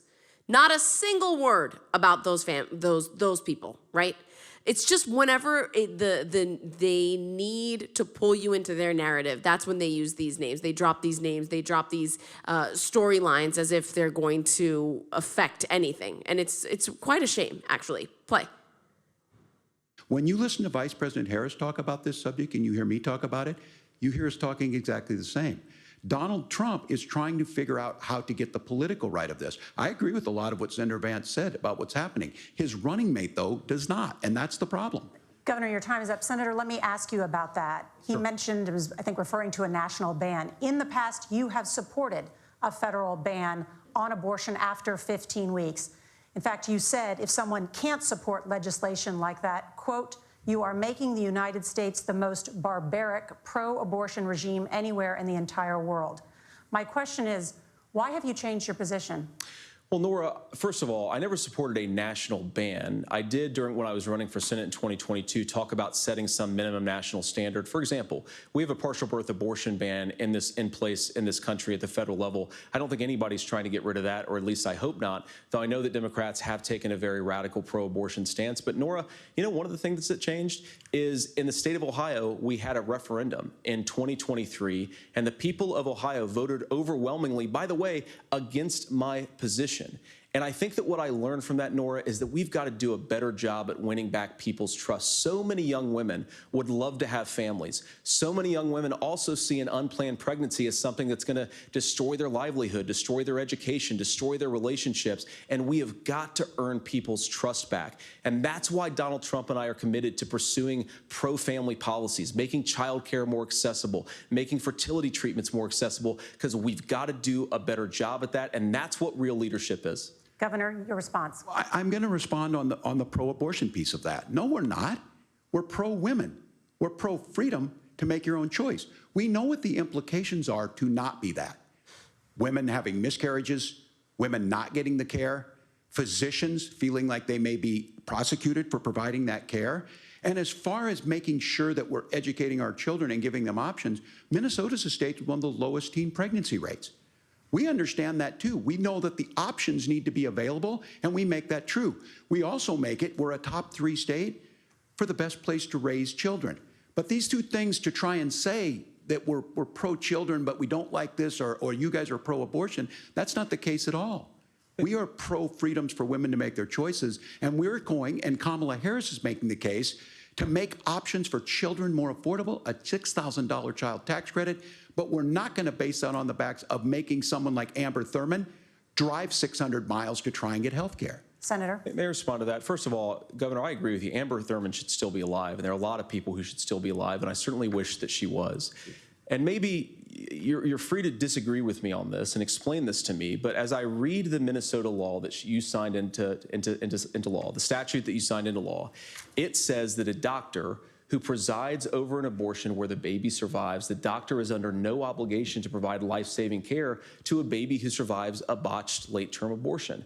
That is, I think, whether you're pro-choice or pro-abortion, that is fundamentally barbaric. And that's why I use that word, Nora, is because some of what we've seen, do you want to force Catholic hospitals to perform abortions against their will? Because Kamala Harris has supported suing Catholic nuns to violate their freedom of conscience. We can be a big and diverse country where we respect people's freedom of conscience and make the country more pro-baby and pro-family. But please. Yes, Governor, please respond. Look, this is one where there's always something there. This is a very simple proposition. These are women's decisions to make about their healthcare decisions, and the physicians who know best when they need to do this. Trying to distort the way a law is written to try and make a point, that's not it at all. What was I wrong about, Governor? Please tell me, what was I wrong about? That is not the way the law is written. Look, I've given this... But how? I've given this advice on a lot of things, that getting involved, getting engaged, that's been misread, and it was fact-checked at the last debate. But the point on this is there's a continuation of these guys to try and tell women or to get involved. I use this line on this, just mind your own business on this. Things worked best when Roe versus Wade was in place. No. When we do a restoration of Roe, that works best. That doesn't preclude us from increasing funding for children. It doesn't increase us from making sure that once that child's born, like in Minnesota, they get meals, they get early childhood education, they get health care. So the hiding behind we're going to do all these other things when you're not proposing them in your budget. Kamala Harris is proposing them. She's proposing all those things to make life easier for families. I asked a specific question, Governor. You gave me a slogan as a response. It's not the case. It's not Absolutely. true. That's not what the law says. So they fact-checked it with President Trump. Gentlemen, there's a lot to discuss. We have to move on, and we're going to be right back with much more of the CBS News vice presidential debate in just a moment. Forward. Yeah, no doubt, no doubt. Somebody said Vance should have said fact check by whom? Correct. Are we live yet? I know that we were a little bit of a time. All right. Welcome back to the CBS News vice presidential debate. We want to turn now to America's gun violence epidemic. Oh, the leading here we go. cause An epidemic of is death gun for children violence? and Give me an teens effing in break. America is by firearms. Senator Vance, Here we go. You oppose most gun legislation that Democrats claim would curb gun What's violence. going? Oh my gosh. You Go ahead. oppose red flag gun laws and legislation to ban certain semi-automatic rifles, including AR-15s. So let me ask you, earlier this year, for the first time, the parents of a school shooter were convicted of involuntary manslaughter and sentenced to 10 years in prison.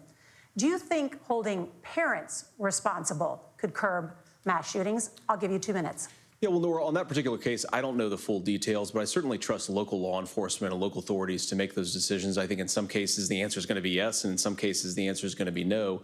And the details really matter here, of course. For example, if a kid steals a gun, that's going to be different than if a parent hands over a gun knowing that their kid is potentially dangerous. Thank But you. Look, I want to just sort of speak as a father of 3 beautiful little kids, and our oldest is now in 2nd grade.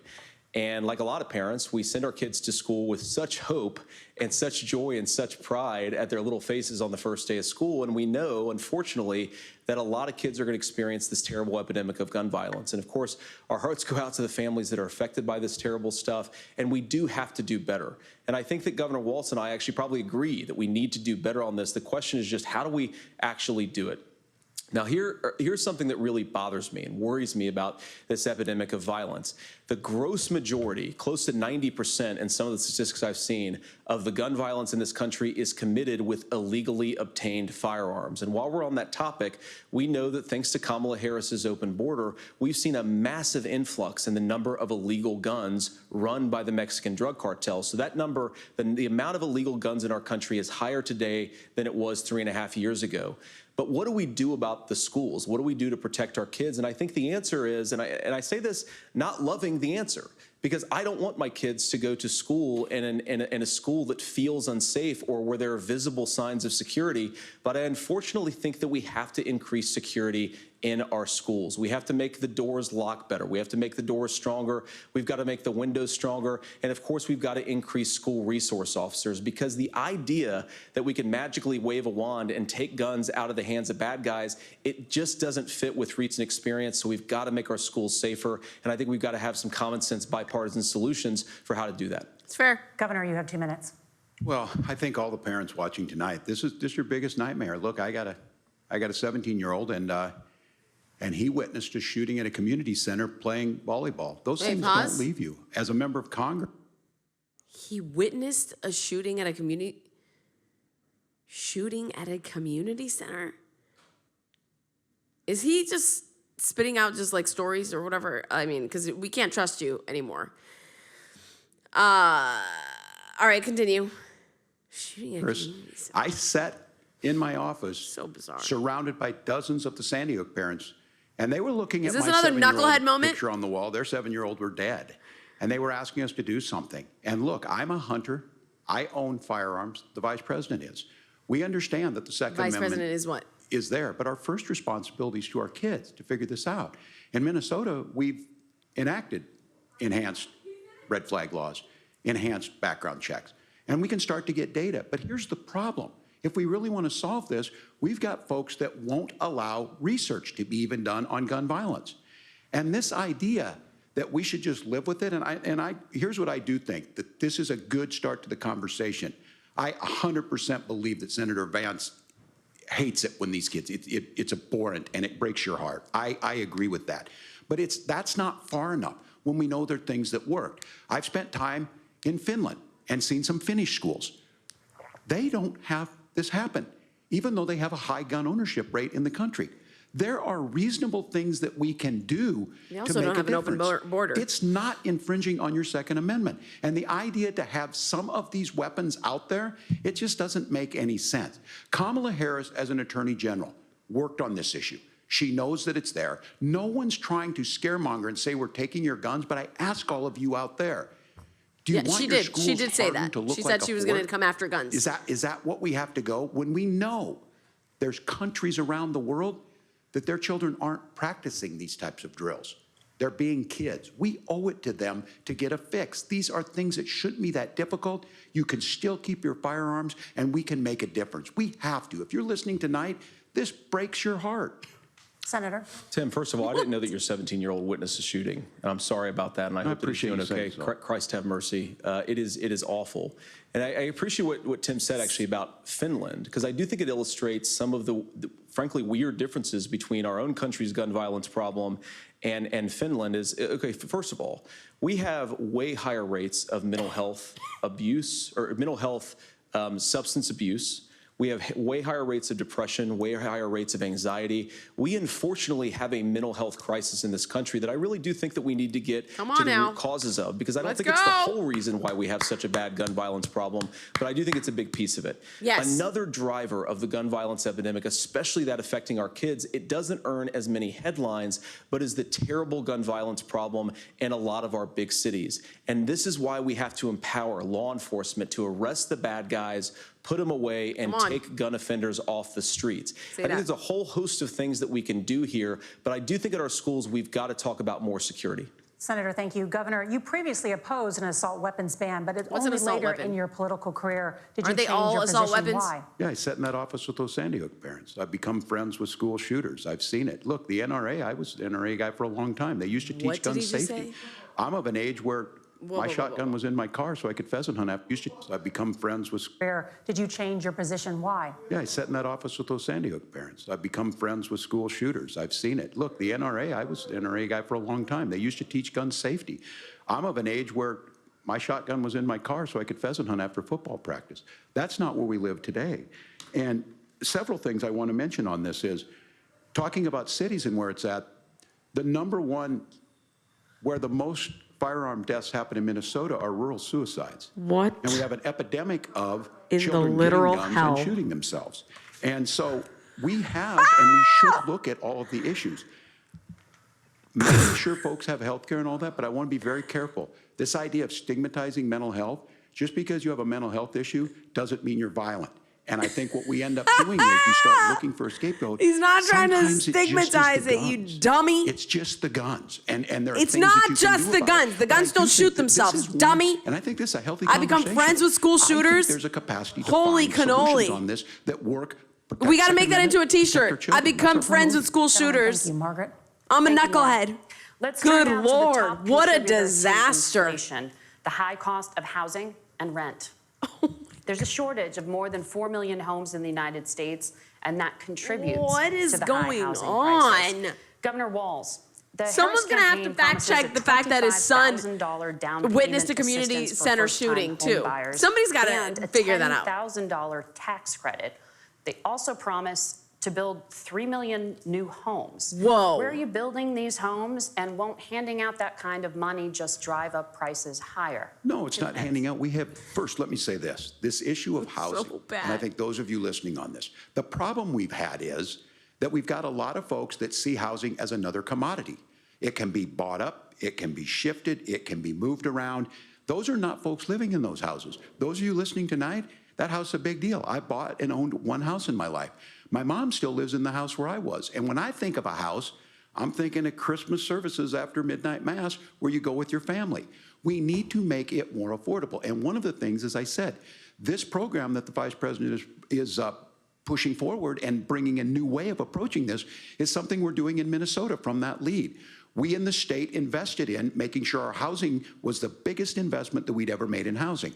It starts to make it easier. We cut some of the red tape. Local folks, look, we can't do it at the federal level, but local folks make it easier to build those homes. And then that down payment assistance. I can tell all of you out there, one of the, certainly for me, using the GI Bill was one thing, but a veteran's home loan, the big thing about a veteran's home loan is you don't have to pay the down payment.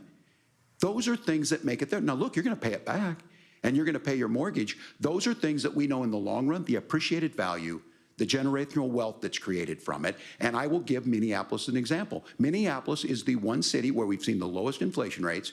We've seen a 12% increase in stock because we've put some of these things in, and we're implementing a state program to make sure we get some Is of that anybody down else payment not assistance. hearing We a get it single back word he's from saying? people, Because all you here's can what we say know. is People here with is that stable he's housing friends with a school end up with shooter. stable jobs. And he's a People with knucklehead. stable housing There's have their just kids no- able to be able to get to I'm school. telling you right All now, of those things in the long run can't come back from end this. up saving our money. And that's the thing that I think we should be able to find some common ground in. But we can't blame immigrants for the only reason. That's not the case that's happening in many cities. The fact of the matter is that we don't have enough naturally affordable housing, but we can make sure that the government's there to help kickstart it, create that base. Governor, your time is up. Senator Vance, as far as your campaign's position, the promise is to seize federal lands to build homes, remove regulation, provide tax breaks, and cut back on immigration, which you say pushes up prices. Where are you going to build all the new homes you're promising, and what part of any of this plan will provide immediate relief? You have 2 minutes. Who the H cares? First of all, Tim just said something that I agree with. We don't want to blame immigrants for At least higher he's not housing friends with prices, school but shooters. We do want to blame Kamala Harris for letting in millions of illegal aliens into this country, which does drive This is up such a costs. bloodbath. Tim. Oh, my word. 25 million illegal aliens competing with Americans for scarce homes is Sweeping one of the the floor most with this significant cadaver. drivers of home prices in the country. It's why we have massive increases in home prices that have happened right alongside massive increases in illegal alien populations under Kamala Harris's leadership. Oh, now, Tim my just word. mentioned a bunch of ideas. Now, some of those ideas I actually think are halfway decent, and some of them I disagree with. But the most important thing here is Kamala Harris is not running as a newcomer to politics. She is the sitting vice president. If she wants to enact all of these policies to make housing more affordable, I invite her to use the office that the American people already gave her, not sit around and campaign and do nothing while Americans find the American dream of homeownership completely unaffordable. Now, you asked, Margaret, what would immediately change the equation for American citizens? golly. If you lower energy prices, as Donald Trump says, drill, baby, drill, one of the biggest drivers of housing costs aside from illegal immigration is, think about it, if a truck driver's paying 40% more for diesel, then the lumber he's delivering to the job site to build the house is also going to become a lot more expensive. Not If we difficult. open up American energy, you hard. will get immediate pricing relief for American citizens, not, by the way, just in housing, but in a whole host of other economic goods, too. Senator Vance, you still have 23 seconds there. Do you want to answer? Can I have it? Where, yeah. Governor, we will get to you in a moment. But Senator, where are you going to seize the federal lands? Can you clarify? Well, what Donald Trump has said is we have a lot of federal lands that aren't being used for anything. They're not being used for a national park. They're not being used, and they could be places where we build a lot of housing. And I do think that we should be opening up building in this country. We have a lot of land that could be used. We have a lot of Americans that need homes. We should be kicking out illegal immigrants who are competing for those homes, and we should be building more homes for the American citizens who deserve to be here. Senator, your time is up.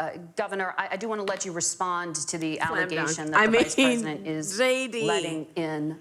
Well, of course, that's not migrants, true. And again, that you it's have the affecting facts. I housing guess we prices. agreed not to fact check. I'll check it. That, look, crossings are down compared to when Donald Trump left office. But it's, again, blaming and not trying to find the solution. I was going to ask, though, on this question, are we going to drill and build houses in the same federal land? And I think when people hear federal lands, these are really important pieces of land. Now, Minnesota doesn't have a lot of federal lands. I know in the western part of the countries we do.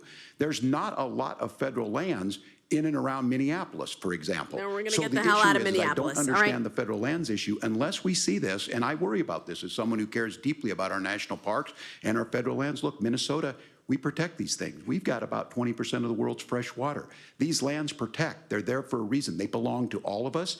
But again, this is when you view housing and you view these things as commodities. Like, there's a chance to make money here. Let's take this federal land and let's sell it to people for that. I think there's better ways to do this. We've seen it in Minnesota. We're able to refurbish some of these houses. We're able to make some investments. That gets people in. And I'm still on the fact on this.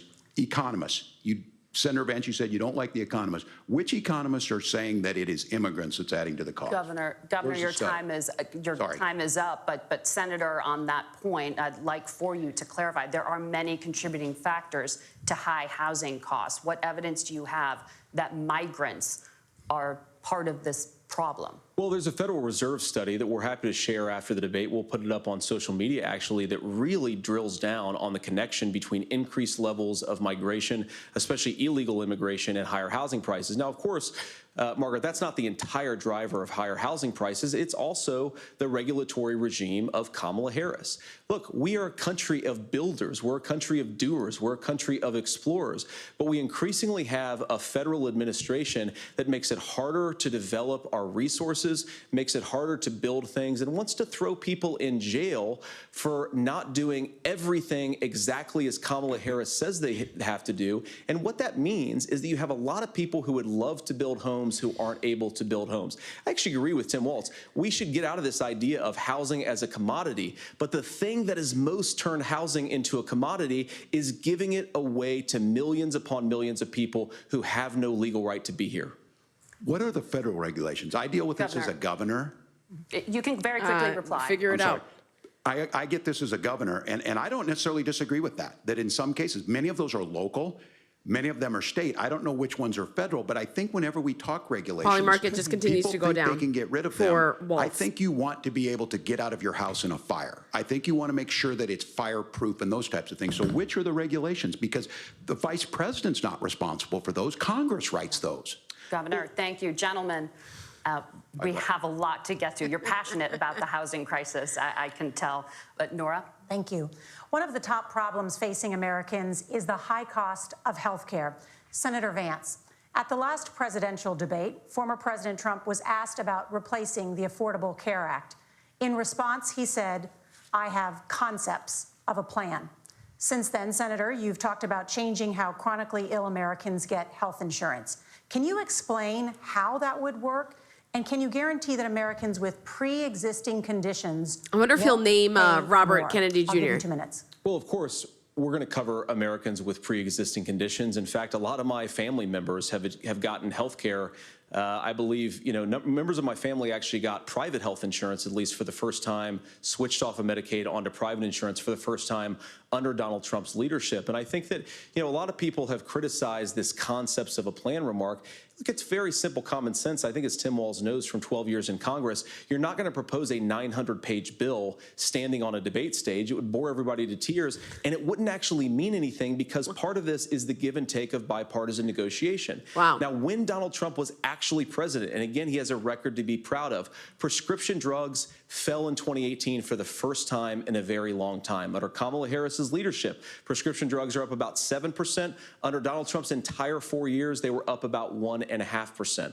He introduced pricing transparency. Think about healthcare. You go into a hospital, you try to buy something, and nobody knows what it actually costs. That price transparency will actually give American consumers a little bit more choice and will also drive down costs. And we talked about, the reinsurance regulations is what I was talking about. Look, Donald Trump has said that if we allow states to experiment a little bit on how to cover both the chronically ill but the non-chronically ill, it's not just a plan. He actually implemented some of these regulations when he was president of the United States. And I think you can make a really good argument that it salvaged Obamacare, which was doing disastrously until Donald Trump came along.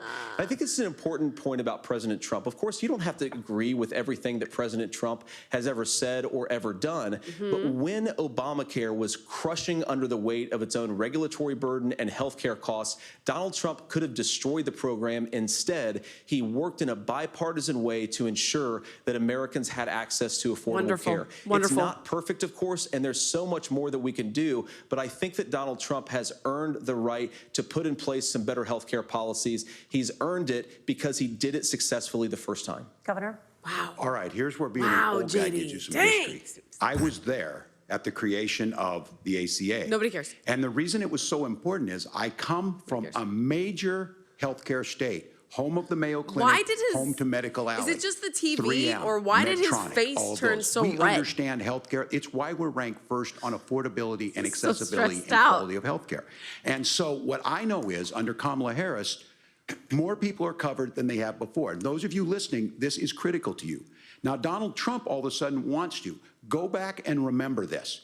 He ran on the first thing he was going to do on day one was to repeal Obamacare. Okay. On day one, he tried to sign an executive order to repeal the ACA. But it was a He bipartisan signed approach on to that a J.D. Vance lawsuit already covered. to Okay, repeal next. the ACA, but lost at the Supreme Court.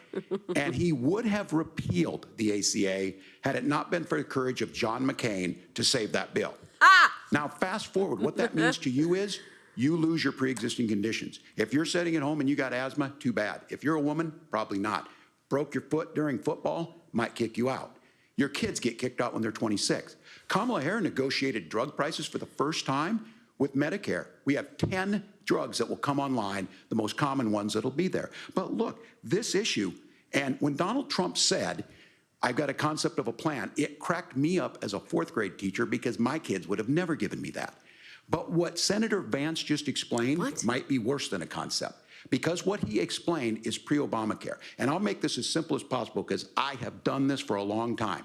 What they're saying is, if you're healthy, why should you be paying more?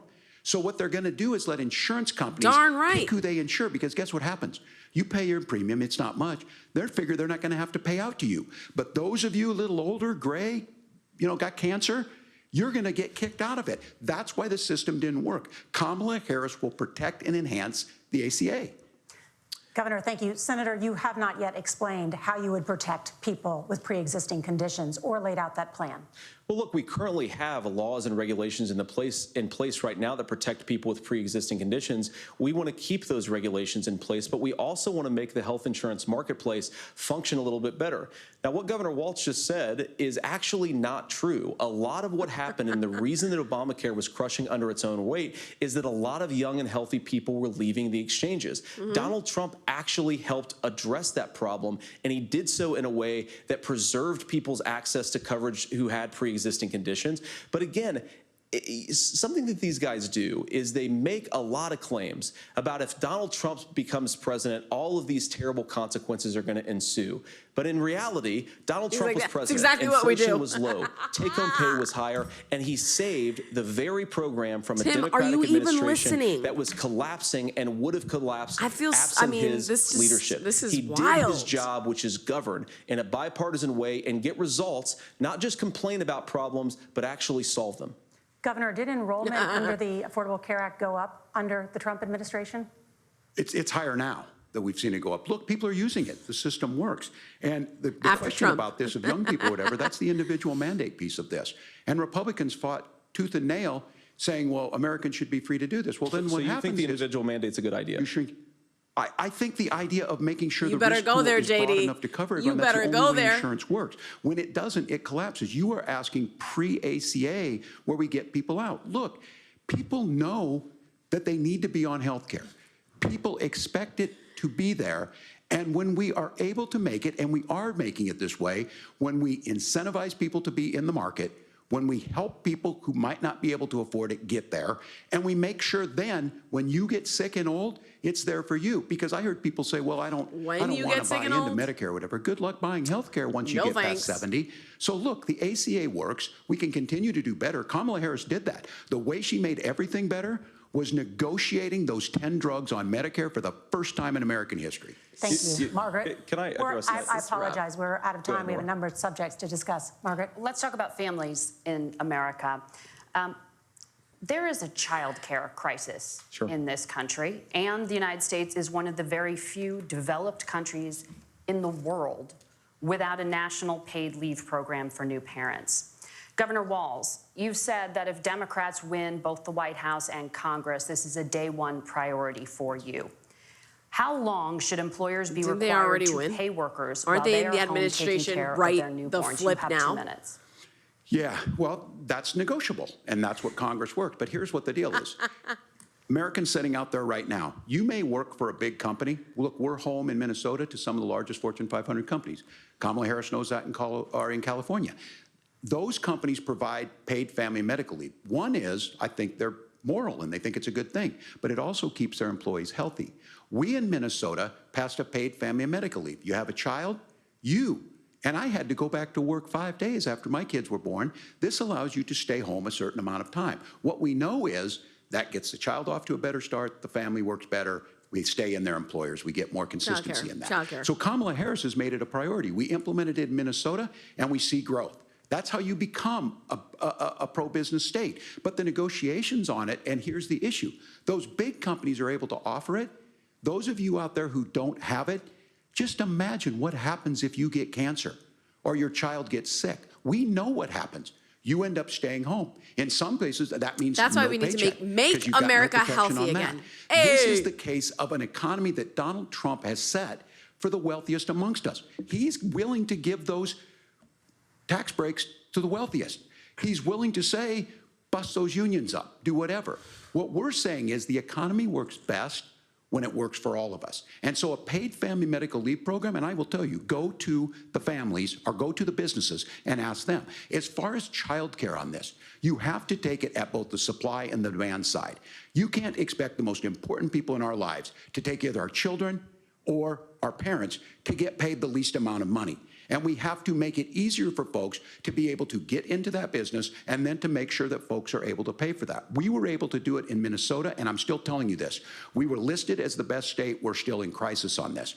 A federal program of paid family and medical leave and help with this will enhance our workforce, enhance our families, and make it easier to Just have the lower the children that cost you of want. everything. Governor, your time is up. Senator, do you support a national paid leave program? And if so, for how long should employers be mandated to pay their employees while they are home taking care of their newborn? You have 2 minutes. Yeah, well, first of all, Margaret, a number of my Republican colleagues and some Democrats, too, have worked on this issue. And I think there is a bipartisan solution here because a lot of us care about this issue. I mean, look, I speak from this very personally because I'm married to a beautiful woman who is an incredible mother to our 3 beautiful kids, but is also a very, very brilliant corporate litigator. And I'm so proud of her. But being a working mom, even for somebody with all of the advantages of my wife, is extraordinarily difficult.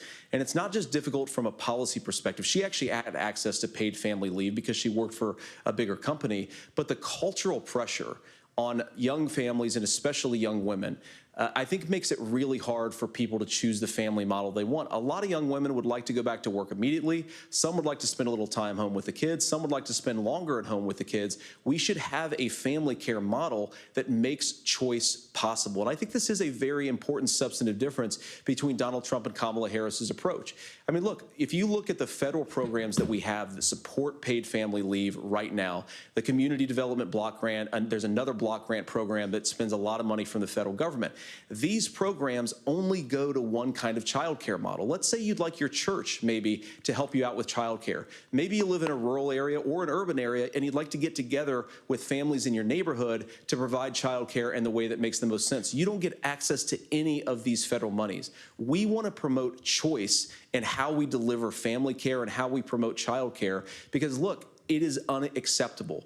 And, you know, of course, Tim and I have been on the campaign trail a lot the past 7 or 8 weeks. And one of the biggest complaints I hear from young families is people who feel like they don't have options, like they're choosing between going to work or taking care of their kids. That is an incredible burden to put on American families. We're the only country that does it. I think we could do a heck of a lot better. Why is his face turning more red? Senator, anyone else seeing thank this? you. You have also said, Senator TV? Vance, many things about the American family. The Federal Reserve says parents will spend nearly as much on child care as they do on housing each month. So I want to get your thoughts on this.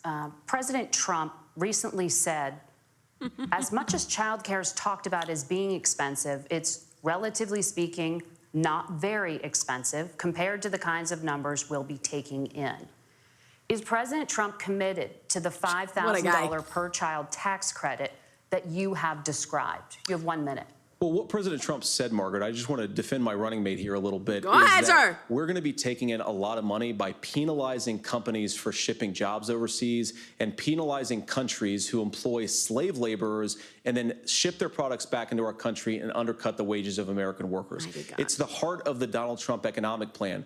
cut taxes for American workers and American families, cut taxes for businesses that are hiring and building companies in the United States of America, but penalize companies and countries that are shipping jobs overseas. That's the heart of the economic proposal.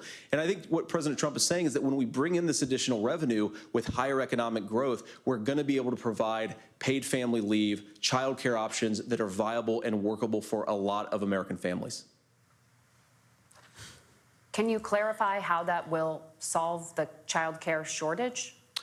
Well, because as Tim said, a lot of the child care shortage is we just don't have enough resources going into the multiple people who could be providing what the heck family do these care people options. Want? And we're going to have to, unfortunately, look. You get 2 minutes to answer more money. We're going to have to a induce loaded more question people to like that. Provide child care options what for do you American do? families. Like, what are you doing? Because the reason it's so He expensive answered the right question. now is because you've got way too few people providing this very essential service. Without a doubt. Thank you, Senator. Not difficult. Governor Walz, what didn't you get? Your ticket also has some child care tax credit proposals. Do you think Congress will agree to the $6,000 credit for newborns and $3,000 credit for children over the age of 6, as your campaign has promised? Is that realistic? Well, if these members of Congress are listening to anybody, I can tell you, and this is the biggest issue. Everybody listening tonight knows. I mean, I'm sure they were shocked to hear it's not that expensive. And let's be clear, whether it's $5,000 or $6,000, that pays you about 3 or 4 months. Let's be clear of where we're at on this. It's because we got out of an imbalance on this. We thought we were going to get by not paying people. I don't think Senator Vance and I are that far apart. I'm not opposed to what he's talking about on options. We've done scholarships types of things. I think we need to be open to making the case.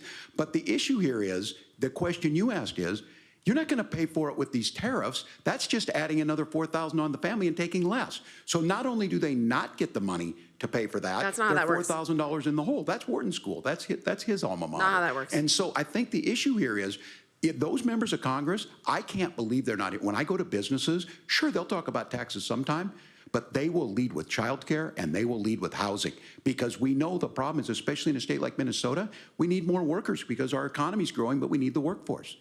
Governor, thank you. We need to move on. Nora? Let's talk about the state of democracy. The top issue. Someone just said, this debate again is 3 verse 1. Inflation. But the reality is that one is and others owning this. I mean, this is J.D. Vance's night. Judges, including those cannoli. appointed by President Trump and other Republican presidents, looked at the evidence and said there was no widespread fraud. The governors of every state in the nation, Republicans and Democrats, certified the 2020 election results and so sent it must a be legal true. slate of electors to Congress for January 6th. Senator Vance, you have said you would not have certified the last presidential election and would have asked the states to submit alternative electors. That has been called unconstitutional and illegal. Would you again seek to challenge this year's election results, even if every governor certifies the results? I'll give you 2 minutes. Well, Nora, first of all, I think that we're focused on the future. We need to figure out how to solve the inflation crisis caused by Kamala Harris's policies, make housing affordable, make groceries affordable, and that's what we're focused on. But I want to answer your question because you did ask it. Look, what President Trump has said is that there were problems in 2020, and my own belief is that we should fight about those issues, debate those issues peacefully in the public square, and that's all I've said, and that's all that Donald Trump has said. Remember, he said that on January the 6th, the protesters ought to protest peacefully. And on January the 20th, what happened? Joe Biden became the president, Donald Trump left the White House, and now, of course, unfortunately, we have all of the negative policies that have come from the Harris-Biden administration. I believe that we actually do have a threat to democracy in this country, but unfortunately, it's not the threat to democracy that Kamala Harris and Tim Walz want to talk about. It is the threat of censorship. It's Americans casting aside lifelong friendships because of disagreements over politics. It's big technology companies silencing their fellow citizens. And it's Kamala Harris saying that rather than debate and persuade her fellow Americans, she'd like to censor people who engage in misinformation. I think that is a much bigger threat to democracy than anything that we've seen in this country in the last 4 years, in the last 40 years. Now, I'm really proud, especially given that I was raised by 2 lifelong blue-collar Democrats, to have the the endorsement of Bobby Kennedy Jr. and Tulsi Gabbard. Come on now. Lifelong leaders in the Democratic coalition. And of course, they don't agree with me and Donald Trump on every issue. We don't have to agree on every issue. Wow. But we're united behind a basic American First Amendment principle that we ought to debate our differences. We ought to argue about them. We ought to try to persuade our fellow Americans. Kamala Harris is engaged in censorship at an industrial scale. She did it during COVID. She's done it over a number of other issues. And that, to me, is a much bigger threat to democracy than what Donald Trump said when he said that protesters should peacefully protest on January the 6th. Governor? Well, I've enjoyed tonight's debate, and I think there was a lot of commonality here. And I'm sympathetic to misspeaking on things, and I think I might have with the senator. Me too, man. There's one though that this one is troubling to me, and I say that because I think we need to tell the story. Sympathetic Donald with Trump misspeaking. refused to acknowledge this, and the fact is that I don't think we can be the frog in the pot and let the boiling water go up. He was very clear. I mean, he lost this election, and he said he didn't. 140 police officers were beaten at the Capitol that day. Not Some one with death. the American flag. Several later died. And it wasn't just in there. Out of a heart In attack. Minnesota, Preconditions. a group gathered on the state capitol grounds in St. Paul and said, we're marching to the governor's residence and there may be casualties. The only person there was my son and his dog, who was rushed out crying by state police. Your That son, man. issue, and Mike Pence standing there as they were Living chanting, a very intriguing "Hang Mike life." Pence." Mike Pence made the right decision. So, Senator, it was adjudicated over and over and over.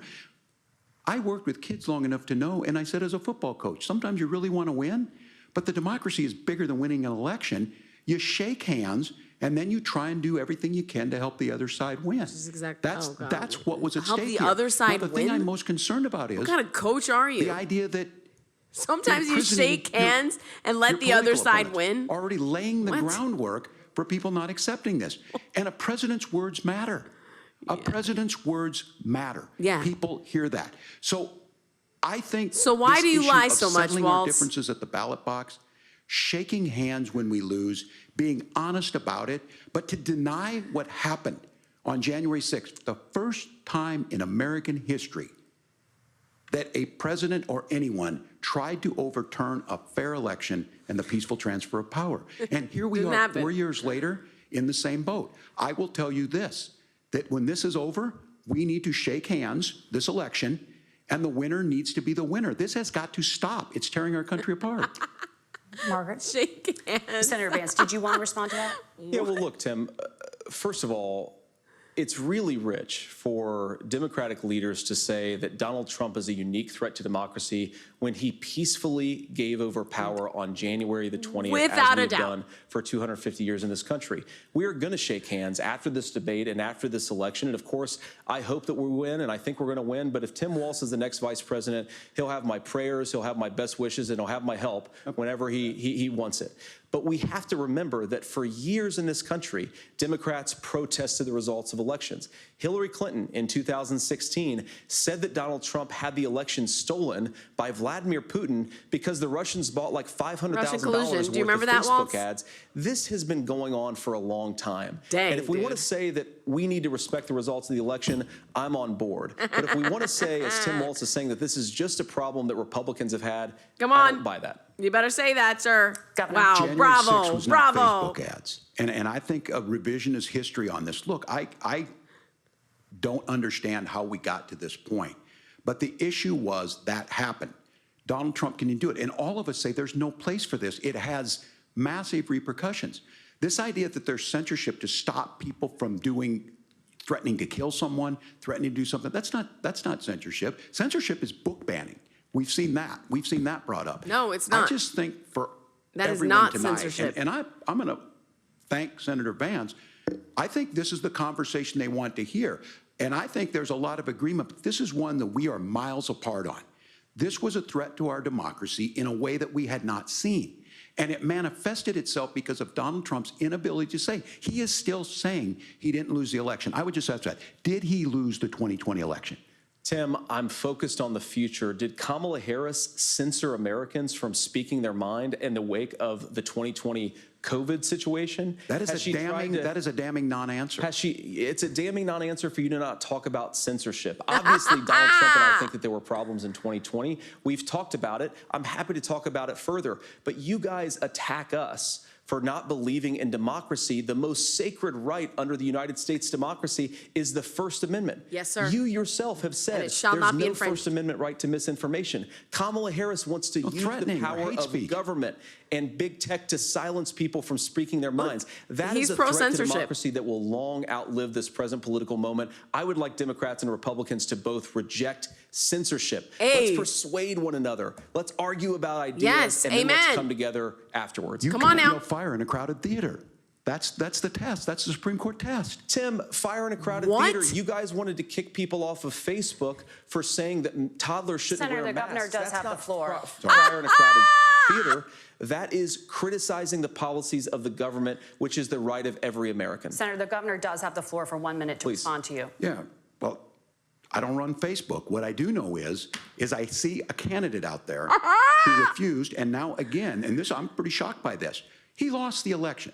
This is not a debate. It's not anything anywhere other than in Donald Trump's world. Because look, when Mike Pence made that decision to certify that election, that's why Mike Pence isn't on this stage. What I'm concerned about is where is the firewall with Donald Trump? Where is the firewall if he knows he could do anything, including taking an election, and his vice president's not going to stand to it? That's what we're asking you, America. Will you stand up? Will you keep your oath of office, even if the president we all doesn't? take an oath and of I think office. Kamala Harris would agree. She wouldn't have picked me if she didn't think I would do that. Because of course, America, that's what we will would do. you stand so your America, oath? I think you've got a really Stand clear your oath choice of on this office. election of who's going to honor that democracy and who's going to honor Donald Trump. Governor, your time is up. Thank you, gentlemen. We will be right back with both of our candidates, the CBS News Vice President. All right, this should be good. We're going to have the final remarks, I would assume. Presidential debate. It is now time for the closing statement. Senator Vance won the virtual coin toss and elected to go last. So, Governor Walz, you are first. You have 2 minutes. Well, thank you, Senator Vance. Thank you to CBS News. And most importantly, thank you to all of you. If you're still up and the folks who miss Dancing with Our Stars, I appreciate it. But look, the support of the democracy matters. It matters that you're here. And I'm as surprised as anybody of this coalition that Kamala Harris has built. Miss Dancing From with Bernie the Stars. Sanders to Dick Cheney to Taylor Swift and a whole bunch of folks in between there. Come on. And they don't all agree on everything, but they are truly optimistic people. They believe in a positive future of this country Taylor and one Swift. where our politics can Why don't be you just better seal than your it is. fate by And I have to tell mentioning you, that pop star? That better than it is the sense of optimism that there can be an opportunity economy that works for everyone, not just to get by, but to get ahead. And the idea that freedom really means something. Not the freedom of government to be in your bedroom or exam room, but the freedom for you to make choices about hell yourself. was he talking about? Now, look, we all know who Donald Trump is. He's told us, and as Maya Make a Angelou T-shirt said, with knucklehead Illegal on when it. I told you that. His first inaugural address talked His about face, American knucklehead. carnage. And then he spent 4 years trying to maybe do that. Senator Vance tonight made it clear he will stand with Donald Trump's agenda. He will continue to push down That's that why road. he's his Excuse running me. mate. Kamala Harris gives us a different option. Now, I'll have to tell you, I'm going to be careful about the quotes, but there's one that Senator Vance said that does resonate with You me. seem to misquote a lot He of said, things. Donald Trump makes the people I care about afraid. A lot of America feels that way. We don't need to be afraid. Franklin Roosevelt was right. All we have to fear is fear itself. Alls we have Kamala to Harris fear- is bringing us a new way forward. She's bringing us a politics of joy. She's bringing real solutions for the middle class. No, and she's she's not. centering you at the heart of that.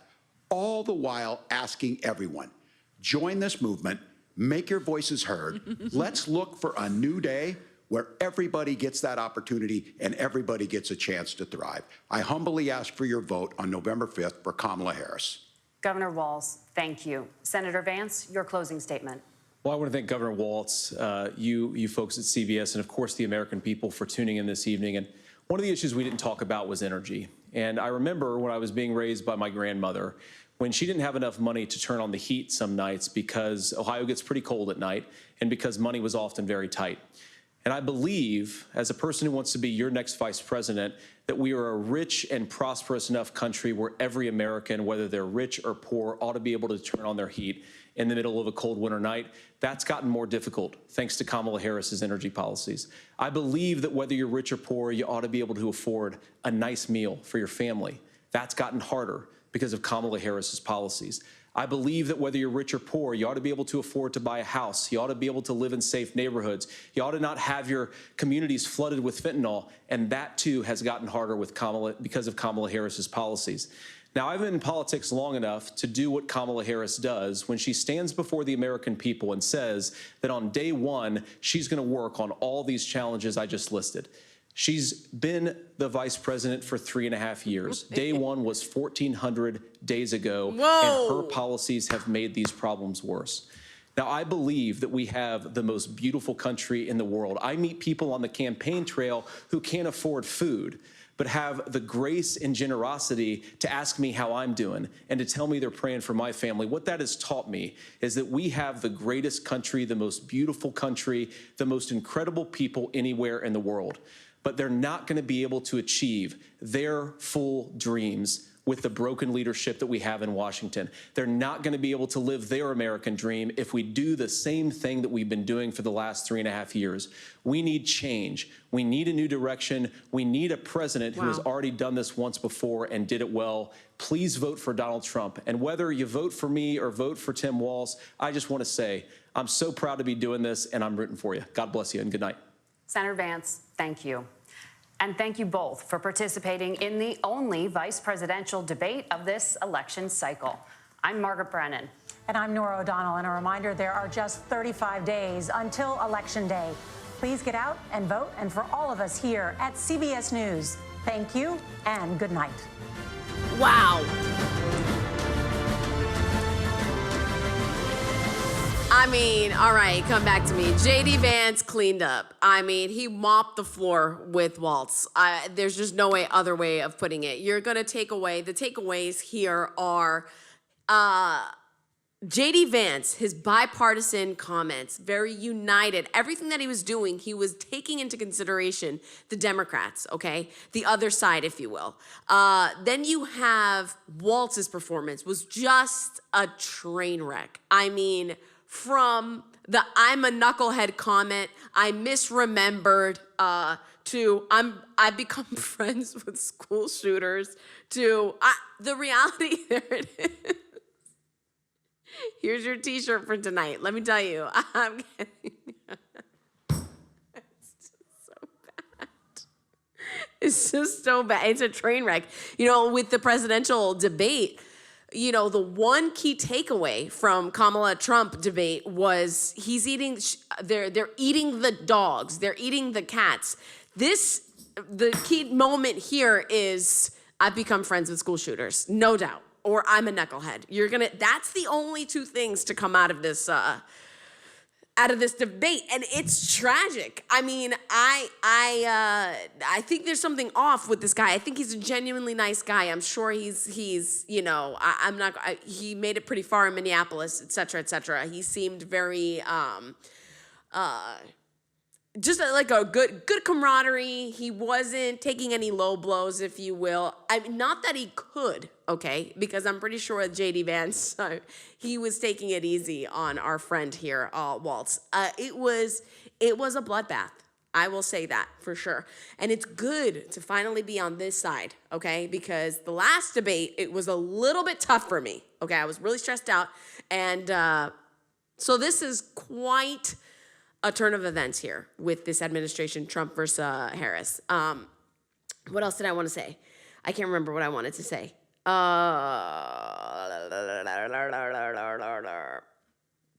Exquisite performance by J.D. Vance. I mean, masterful in every way. The delivery, the look, just absolutely fantastic. Walz, on the other hand, man, it was just hard to watch. And it just progressively got worse. All right, so here are the ways that you can partner with this ministry and get your t-shirts. I'm trying to see if are there any, who, on Polymarket, who won? I think we know who won, but here are the ways that you can partner with this ministry. We've got Zelle, Venmo, PayPal, hashtag donate on Facebook, text RT to 50155. We've got a litany of cryptocurrencies. And of course, if you want to mail in your check, you could do so at Revival Today, P.O. Box 7, Prosperity, PA 15329. If you have any questions, don't email me, don't message me, don't use the chat, none of that. You got to go to, just give us a call, 412. There you go. 446-2332 if you have any questions about the t-shirts. But you also have this one integral step, which is to fill out the form, revivaltoday.com/offer. And so you fill out the form, select your amazing t-shirt. Let's take a look at all the t-shirts again today. Make sure that Gerald gets all of these. We've got this wonderful Knucklehead t-shirt. I become friends with school shooters, and then Tampon Tim. So there's a litany of things to choose from. What's this one? Don't, Joe Biden and Kamala Harris. This is great t-shirt options. Chameleon, Kamala. If you want to zoom in, what is she writing down here? What's that at the bottom? I can't see it. Deep Southern drawl, New York, Brooklyn accent. That's fantastic. Scary, but so true. Listen, thanks for watching tonight. We're going to be live with you tomorrow. What time tomorrow? What is it? 10 a.m. 10 a.m. We're going to be live. 10 to 12 tomorrow. All right, and then again at 7 tonight, tomorrow night, right before Anish takes the stage. Just stay. We're going to post all of these things on X, but tomorrow, not 10. We're going to be 7 p.m. We're going to launch our 40 days. Take a look at the ad, okay? There's a lot of moving parts here, so just give us some grace, would ya? If you're in the Texas area, we've got Paul Anici coming in to our Fort Worth campus in Watauga, Texas, starting tomorrow night at 7 p.m. Pacific time. October 2nd and the 3rd, 7200 Denton Highway. You don't want to miss it. You can register at healingandrevivalcrusade.com. Again, don't miss this if you are in Texas. Literally, quite literally anywhere in Texas. Make the drive. You will not regret it. But before that happens, which should be 8 p.m. Eastern time, okay? So we'll be going live here in our church. We're going to be broadcasting the service on TV as well. We're going to be on TV as well, okay? And so CTN is going to be from 7 to 8 p.m. Eastern Standard Time. So we're switching things up for these 40 days. Go ahead and show us the 40-day broadcast. We're launching we're not launching that yet, but we're going on TV, okay, for the next 40 days. And there's a special channel that has allowed us to come on twice a day, okay? So you're going to get a double portion of Check the News and preaching by Evangelist Jonathan and Pastor Dallas. But 40 Days of Faith for America starts October the 2nd. That's tomorrow at 7 p.m. So we hope to see you there. Thanks for sharing the broadcast. We love you guys very much. See you later. Good night.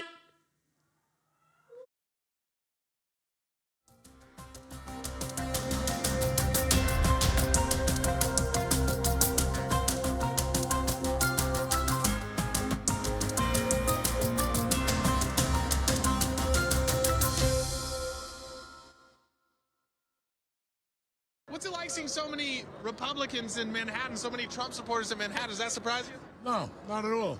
It's turning now. Trump's turn again. What's your message to Joe Biden? You. My mother says, my family.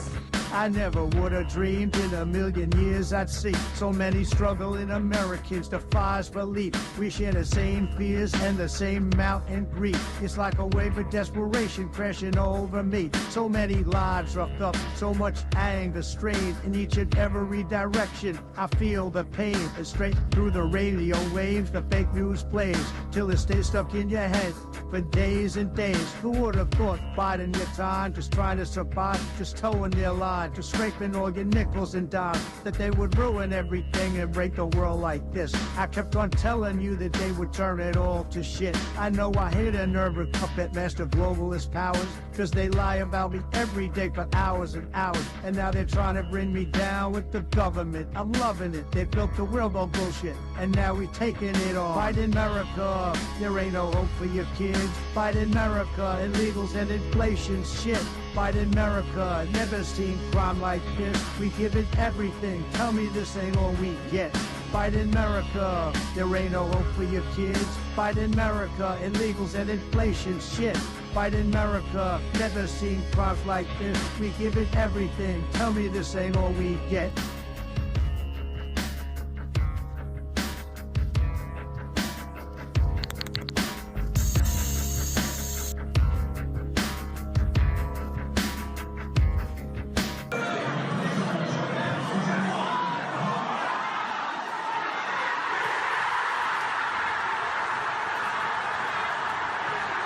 Let's go, Brandon. You can stick your poison vaccine up your arm. You can stick your poison vaccine up your arm. You can stick your poison vaccine.